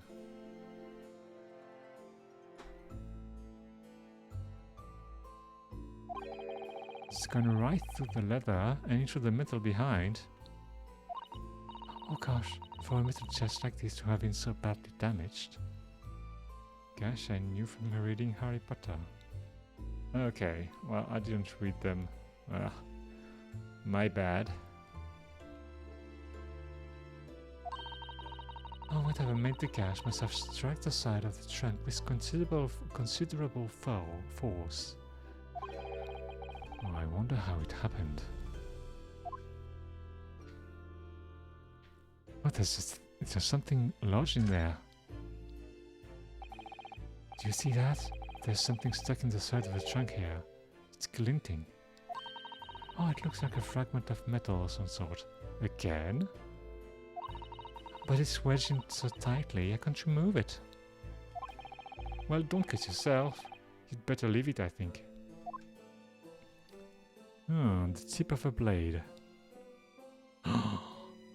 No! Oh no! Oh no! Oh no! Oh no! Oh no!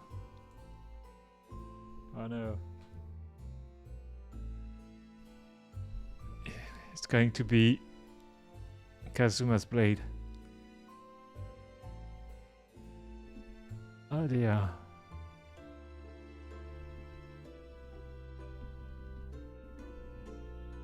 Oh my god. Oh dear.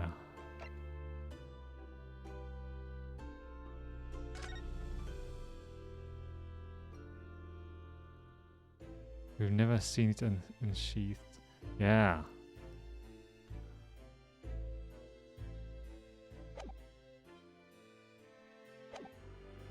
Okay, autopsy report. My god. Oh, when I saw the writing on that report, I could hardly believe it. I know that handwriting, I thought to myself. Oh, because it was the same as the writing you'd seen on your father's case notes. Exactly. Oh, I was desperate to compare the two properly. I needed to see them side by side. I asked the doctor in the laboratory. Laboratory? Oh, come on, laboratory.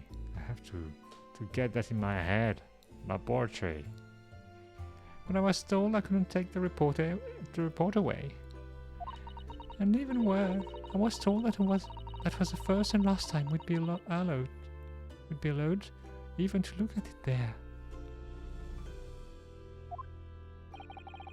So you decided to steal it.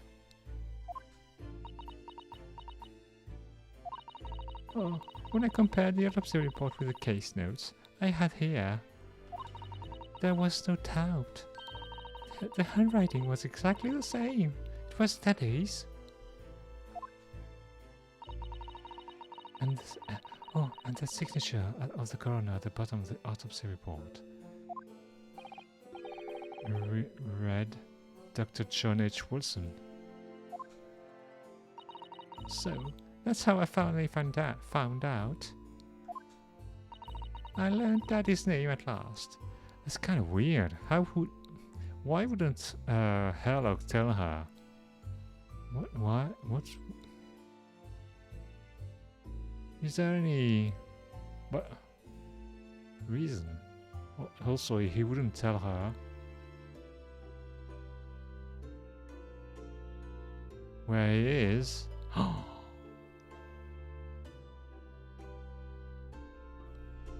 He was hiding. He was hiding from everyone in Japan.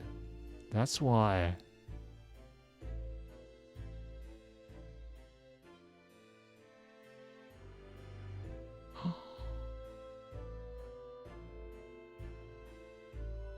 Oh dear. No. Oh, it's so, man. All of this is so crazy. Everyone is involved. Oh, man. I see. Ever since then, I've called myself Iris Wilson. Wait, what?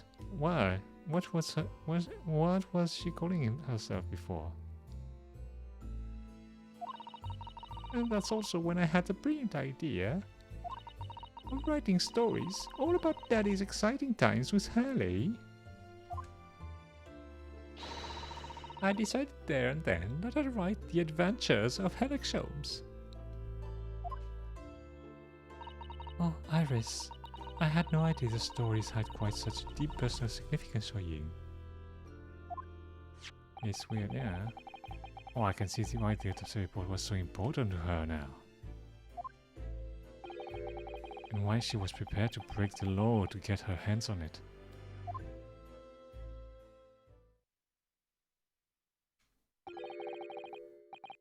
I must apologize. I think it's Harley. I must apologize. Iris? Huh? This is really all my fault. Harley? I made a promise, you see, that until the time was right, I'd keep the details about your father's a secret. Oh, I know. I've been very naughty. Your internet dropped. Well, Don't worry, nothing really important happened in between. Oh, well, when did it drop? I mean, it's been 2 minutes.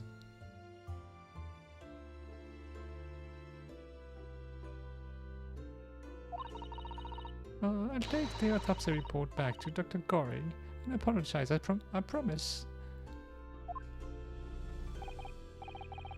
Yes, we'll go together, I think. Oh, then, let me look after it for you until we get there. Oh, Sato-san. Hey. Typical Sato-san. Clint's autopsy report has been entered into the court record. We can finally look at it. Okay, sorry, Iris, but we have to look at it. Okay, autopsy report. Coroner John H. Wilson. Victim Clint Van Zeeks. British. 33. Time of death 31st of May between 9 p.m. and midnight. Observations. Death from a single stab wound to the heart. Wait, weren't the people supposed to have been killed by a hound? Other superficial external wounds indicative of a duel. Additional notes. Recent scarred ink stains visible on the little and ring finger of the right hand, but no document in corresponding ink was found. Scarlet ink stains visible on the little and ring finger. Scarlet ink? Okay, what does it mean? Autopsy findings. Vital evidence recovered from the victim's stomach during autopsy. What? Credit to Inspector Gregson for petitioning so doggedly for the autopsy procedure. No internal trauma noted anywhere in the body. John Wilson. It doesn't say what the evidence is. What?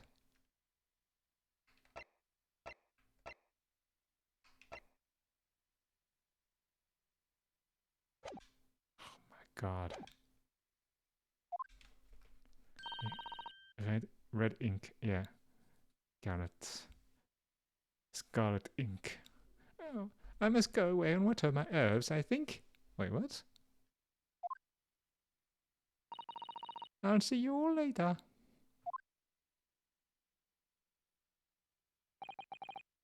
Oh, poor Iris. She must be feeling awful. I know Mr. Sholmes is here for her, but still. Ah! What? Oh, what? How? What's the meaning of this, Mr. Sholmes? Mr. Sholmes? What's going on? Oh dear me. So, you've noticed, I see. Wait, what? But that will mean... What on earth's the matter, Sato-san? You've turned as white as a sheet. It's this autopsy report. Naruhodo-san, the one from 10 years ago. The writing. Wait, what? Isn't Dr. Wilson's at all. What? What do you mean? How could you possibly know that? Because I know his writing very well. Is it Mikotoba's? This writing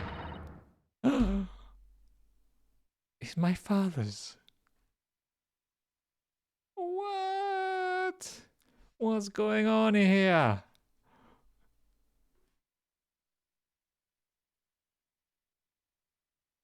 Oh man. What exactly? What? Professor Mikotoba's? Indeed, it's true. So all the documents in the trunk are written by Professor Mikotoba? Yeah. Wait, is Professor Mikotoba the father of Iris?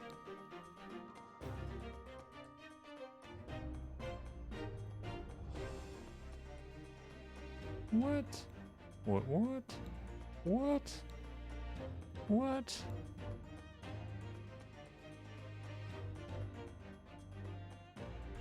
We're gonna know very soon. And now you know, my dear fellows. No, I don't know anything. What on earth does it all mean, Mr. Sholmes? Because the idea that's straight for me in my mind is just too extraordinary to believe. Please, you have to explain. Iris and Sato are sisters. Yeah. Who is Iris's mother? We don't know. Autopsy report writing. So, this autopsy report was actually penned by Professor Mikotoba then? But that makes no sense. It's not possible, surely. Not possible, my dear fellow? Pray, take a deep breath and think again. Oh, yes, you're right. In some ways, it actually makes a great deal of sense. It does? How long was he in Britain? He's been in Britain for 6 years, yeah. 10 years ago, when my father returned to Japan after his extended study tour in Britain.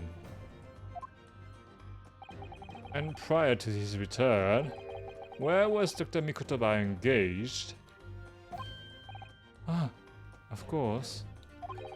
He was an assistant in Dr. Wilson's laboratory. Laboratory. Learning about forensic science. And as an assistant, he would have aided with the dissection work, making detailed notes, which would be assembled into the full autopsy report. Once the work was complete, the head coroner would check the contents and put his signature on the document.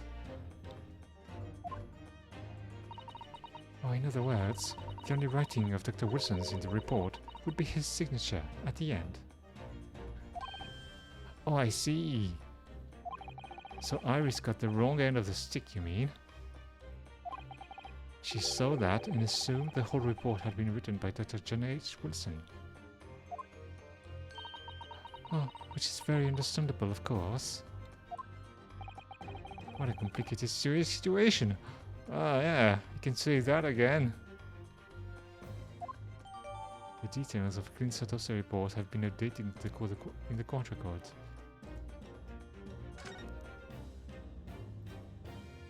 Your partner. Thinking about it. Most of what we know about you, Mrs. Sholmes, comes from the published stories of your exploits. Oh yes, The Adventures of Herlock Sholmes, written by Iris.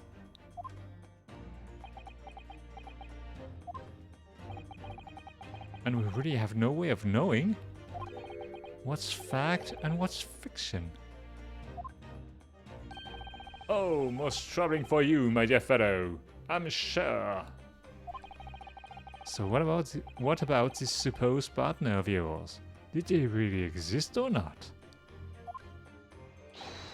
Ah, you've come straight to the point, I see. Oh, and please come straight to the answer. Oh, I believe Iris explained it in one of her installments. He was a trusted comrade, and the only person I could truly have called a friend. Oh, and did this partner of yours truly make a record of all your cases? Oh, are his notes really stored inside that metal chest? Absolutely, my dear madam. Absolutely. So, where's your partner now? Right upstairs. We rarely meet. You see, he lives on the other side of the world. Oh, Wait, did it?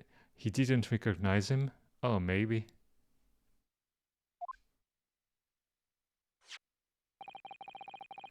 But if this autopsy report and the records of all your old cases were penned by the same hand, and if the autopsy report was written, though not signed, by your famous partner, there would be only one logical conclusion. Pray, impress me. Your partner would have to be Yujin Mikotoba. In other words, Miss Susato's father. Sato-san's father.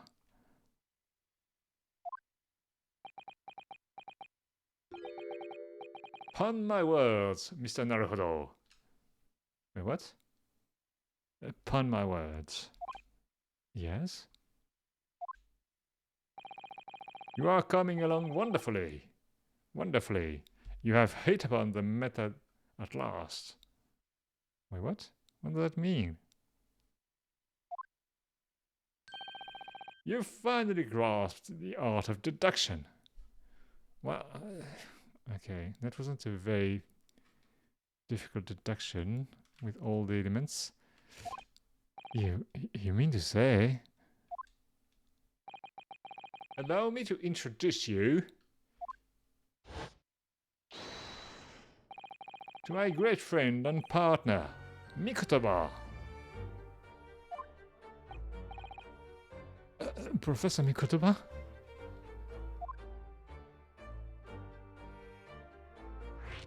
Shows and Mikotoba. Wow. Wow. The twists. Never-ending twists. Oh, does this mean that you're the real Dr. Wilson?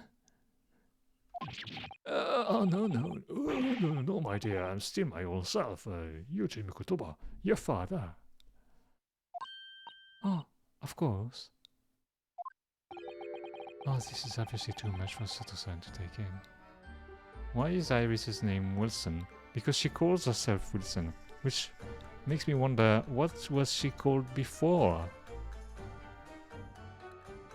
Oh yeah, maybe that's the one part you missed. She said that she found out the name of her father because Sholmes wouldn't tell her.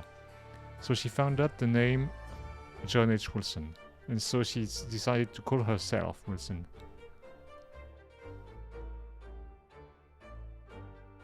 Oh yeah, I saw that, okay.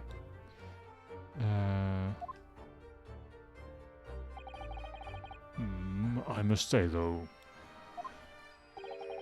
how my old friend has attained worldwide celebrity as a great mystery solver is the greatest mystery of all.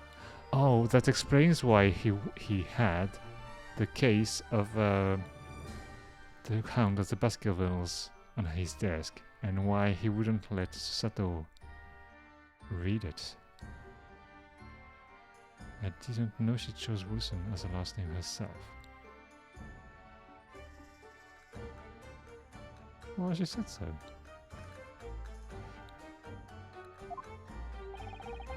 Oh, I still remember the first time we met. Oh. Ah, pray, remind me, when was it again? Mikotoba. 16 years ago, Sholmes. Ah, yes, quite. 16 years ago. I wonder how old is Sholmes. How old is Sato? She's about 16. Yeah, because she never met her father before he came home from England.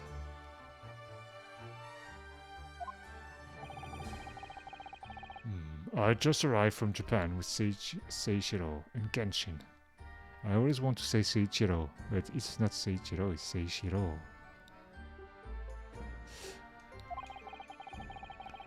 I was in search of lodgings close to the hospital.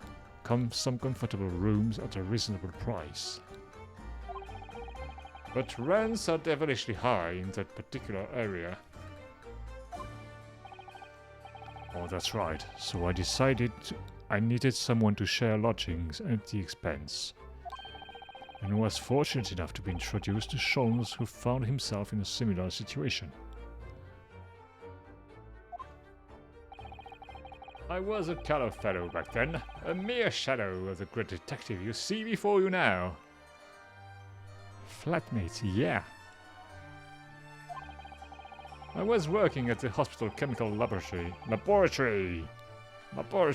at the time, indulging my curiosity for little gain.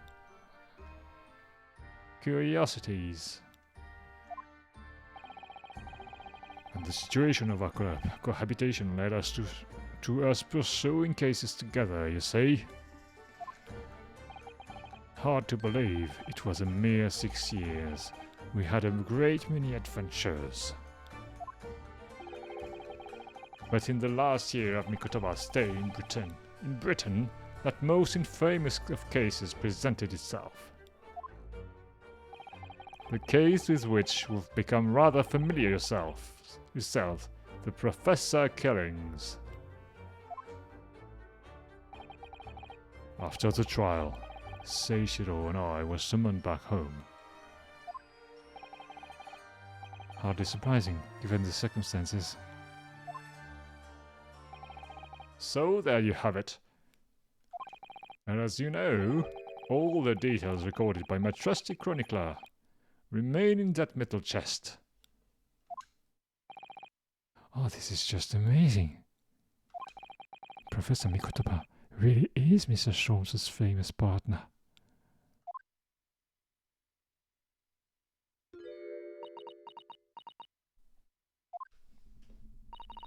Oh, Oto-sama. Goodness, my dear, what a cutting look. As your daughter, I'm very proud to learn that you were the great detective's great partner. So if he's both Susato and Iris's father, he has a bad habit of fathering a child just before leaving the country. Yeah, sadly that happens. Yeah. I think she's gonna ask him about that right now. Oh, but nevertheless, there's another mystery that I really must ask you to explain now. Oh dear, it's coming. That is? You know very well what it is. Oh dear. The unresolved matter of Iris's father. Ah, of course. I'm almost forgotten about that. Not that one.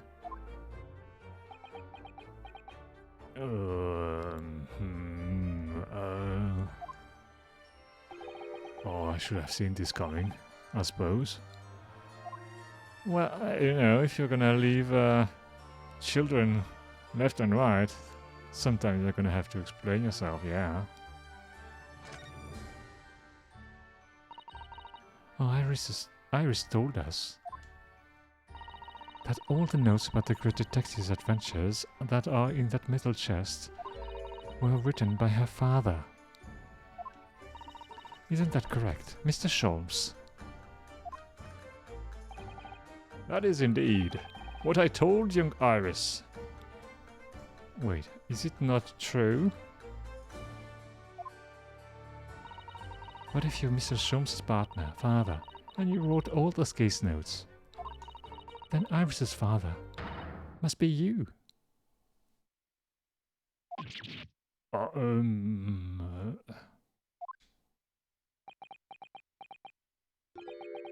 Upon my words, Mr. Sato.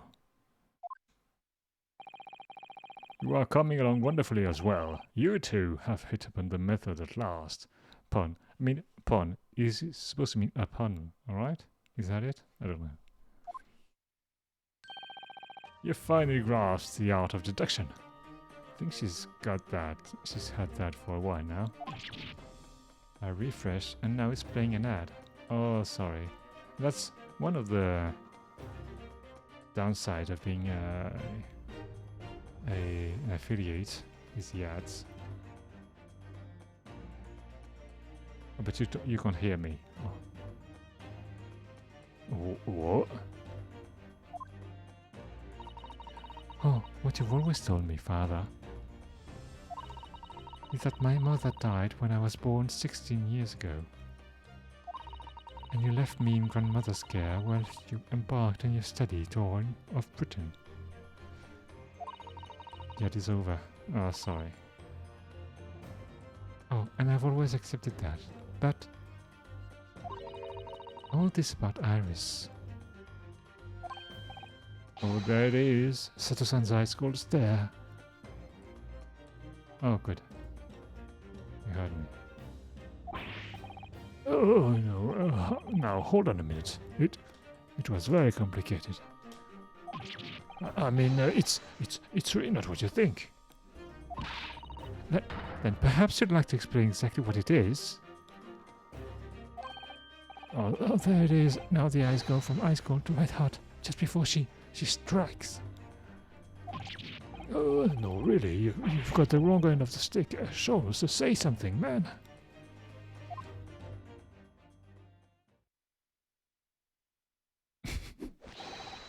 That's quite enough, my fair fellows. I'm gone now. Ciao. What? Mr. Shows, when did he get all dressed up? Whilst I don't like to interrupt this exciting exploration of the past, Miktoba and I have an urgent matter that requires a short excursion. But it's very late, Mr. Sholmes. Where must you go? Why, my dear madam, is that not obvious? My partner and I must pursue our natural enemies. So get your coat, Mikotoba. The game is afoot. But Sholmes, I really must give Sato a full explanation, I think. Later, my dear fellow, later. Our carriage awaits downstairs already. Wait, how did he call a carriage? Did he call an Uber?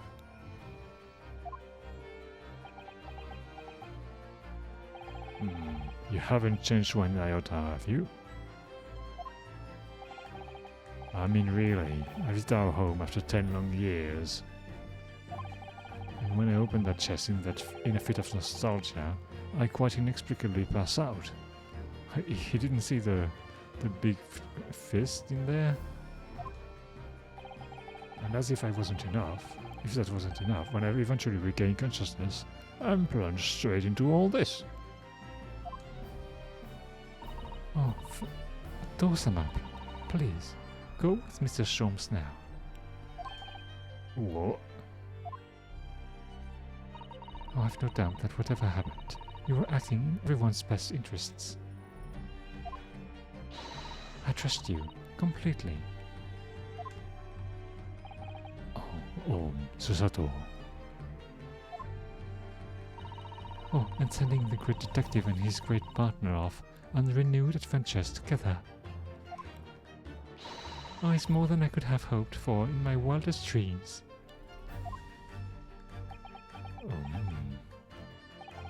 Very well then. We'll speak again later.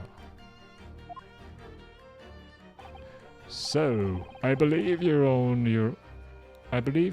work is done for the day. I wish you the best of luck for tomorrow. Oh yes, Naruhodo. Good luck in battle and in reaching a decision. Decision? For what? A decision? But whether to go back to Japan? Oh yeah, go back to Japan, I suppose. So did anyone confirm for sure who is Iris' father? No. I barely knew what to do with myself. The mystery isn't solved yet. It would only be later that I'd come to realize how amidst the chaos I'd unleashed were all the clues I needed to finally unearth the truth. And that all the turmoil was necessary to give me the resolve to see everything through.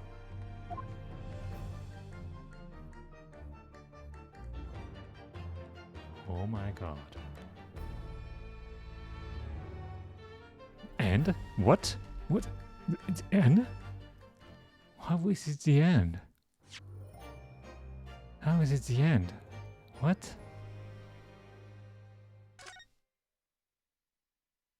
Oh, you mean the last case is 2 parts? Oh, that kind of explains everything. Okay. Because I was wondering, how are they going to top that in the last chapter? But they're not. It's the same. Okay. Okay. Okay, it makes sense now. Alright. Oof. Wow.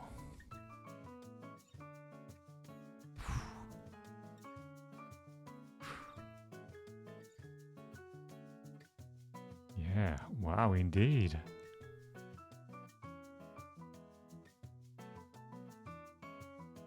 Can you imagine a whole chapter being only the trial? That would be crazy. No, because that's going to be all the epilogue. But, oh man, there's going to be a lot of things happening in this one. That's for sure. So that's a whole chapter for the end. Yeah. Makes you wonder what's going to happen then, eh?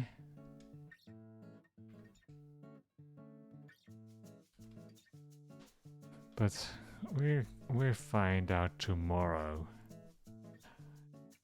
Ah, wow. Such a cliffhanger, yeah.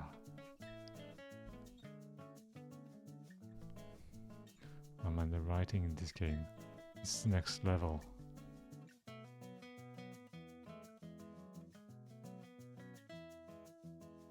It's kind of weird because the director of this game has been the same one for almost all the Ace Attorney games. I think he's not been all of them, but almost all of them. And he's been writing the scenario as well. And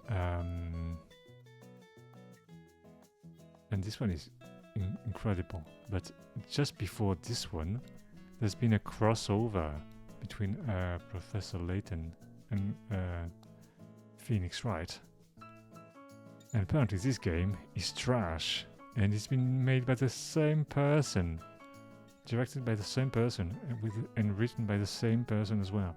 So this is very weird.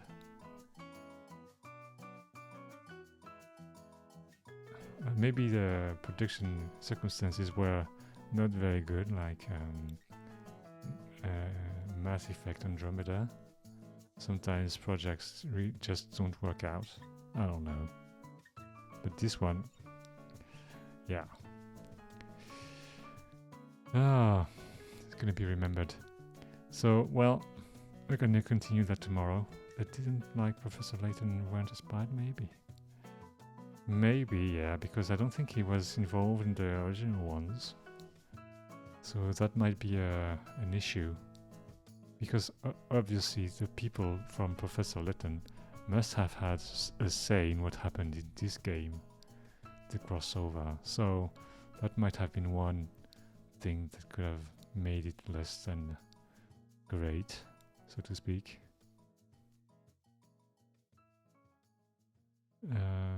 Yeah. But in any case, I'm very glad we have this one. So, yeah, tomorrow we continue that. Thank you for having been here. Have a great rest of your day. Please take care. Well, rest well, package 2. And see you tomorrow, hopefully. Bye.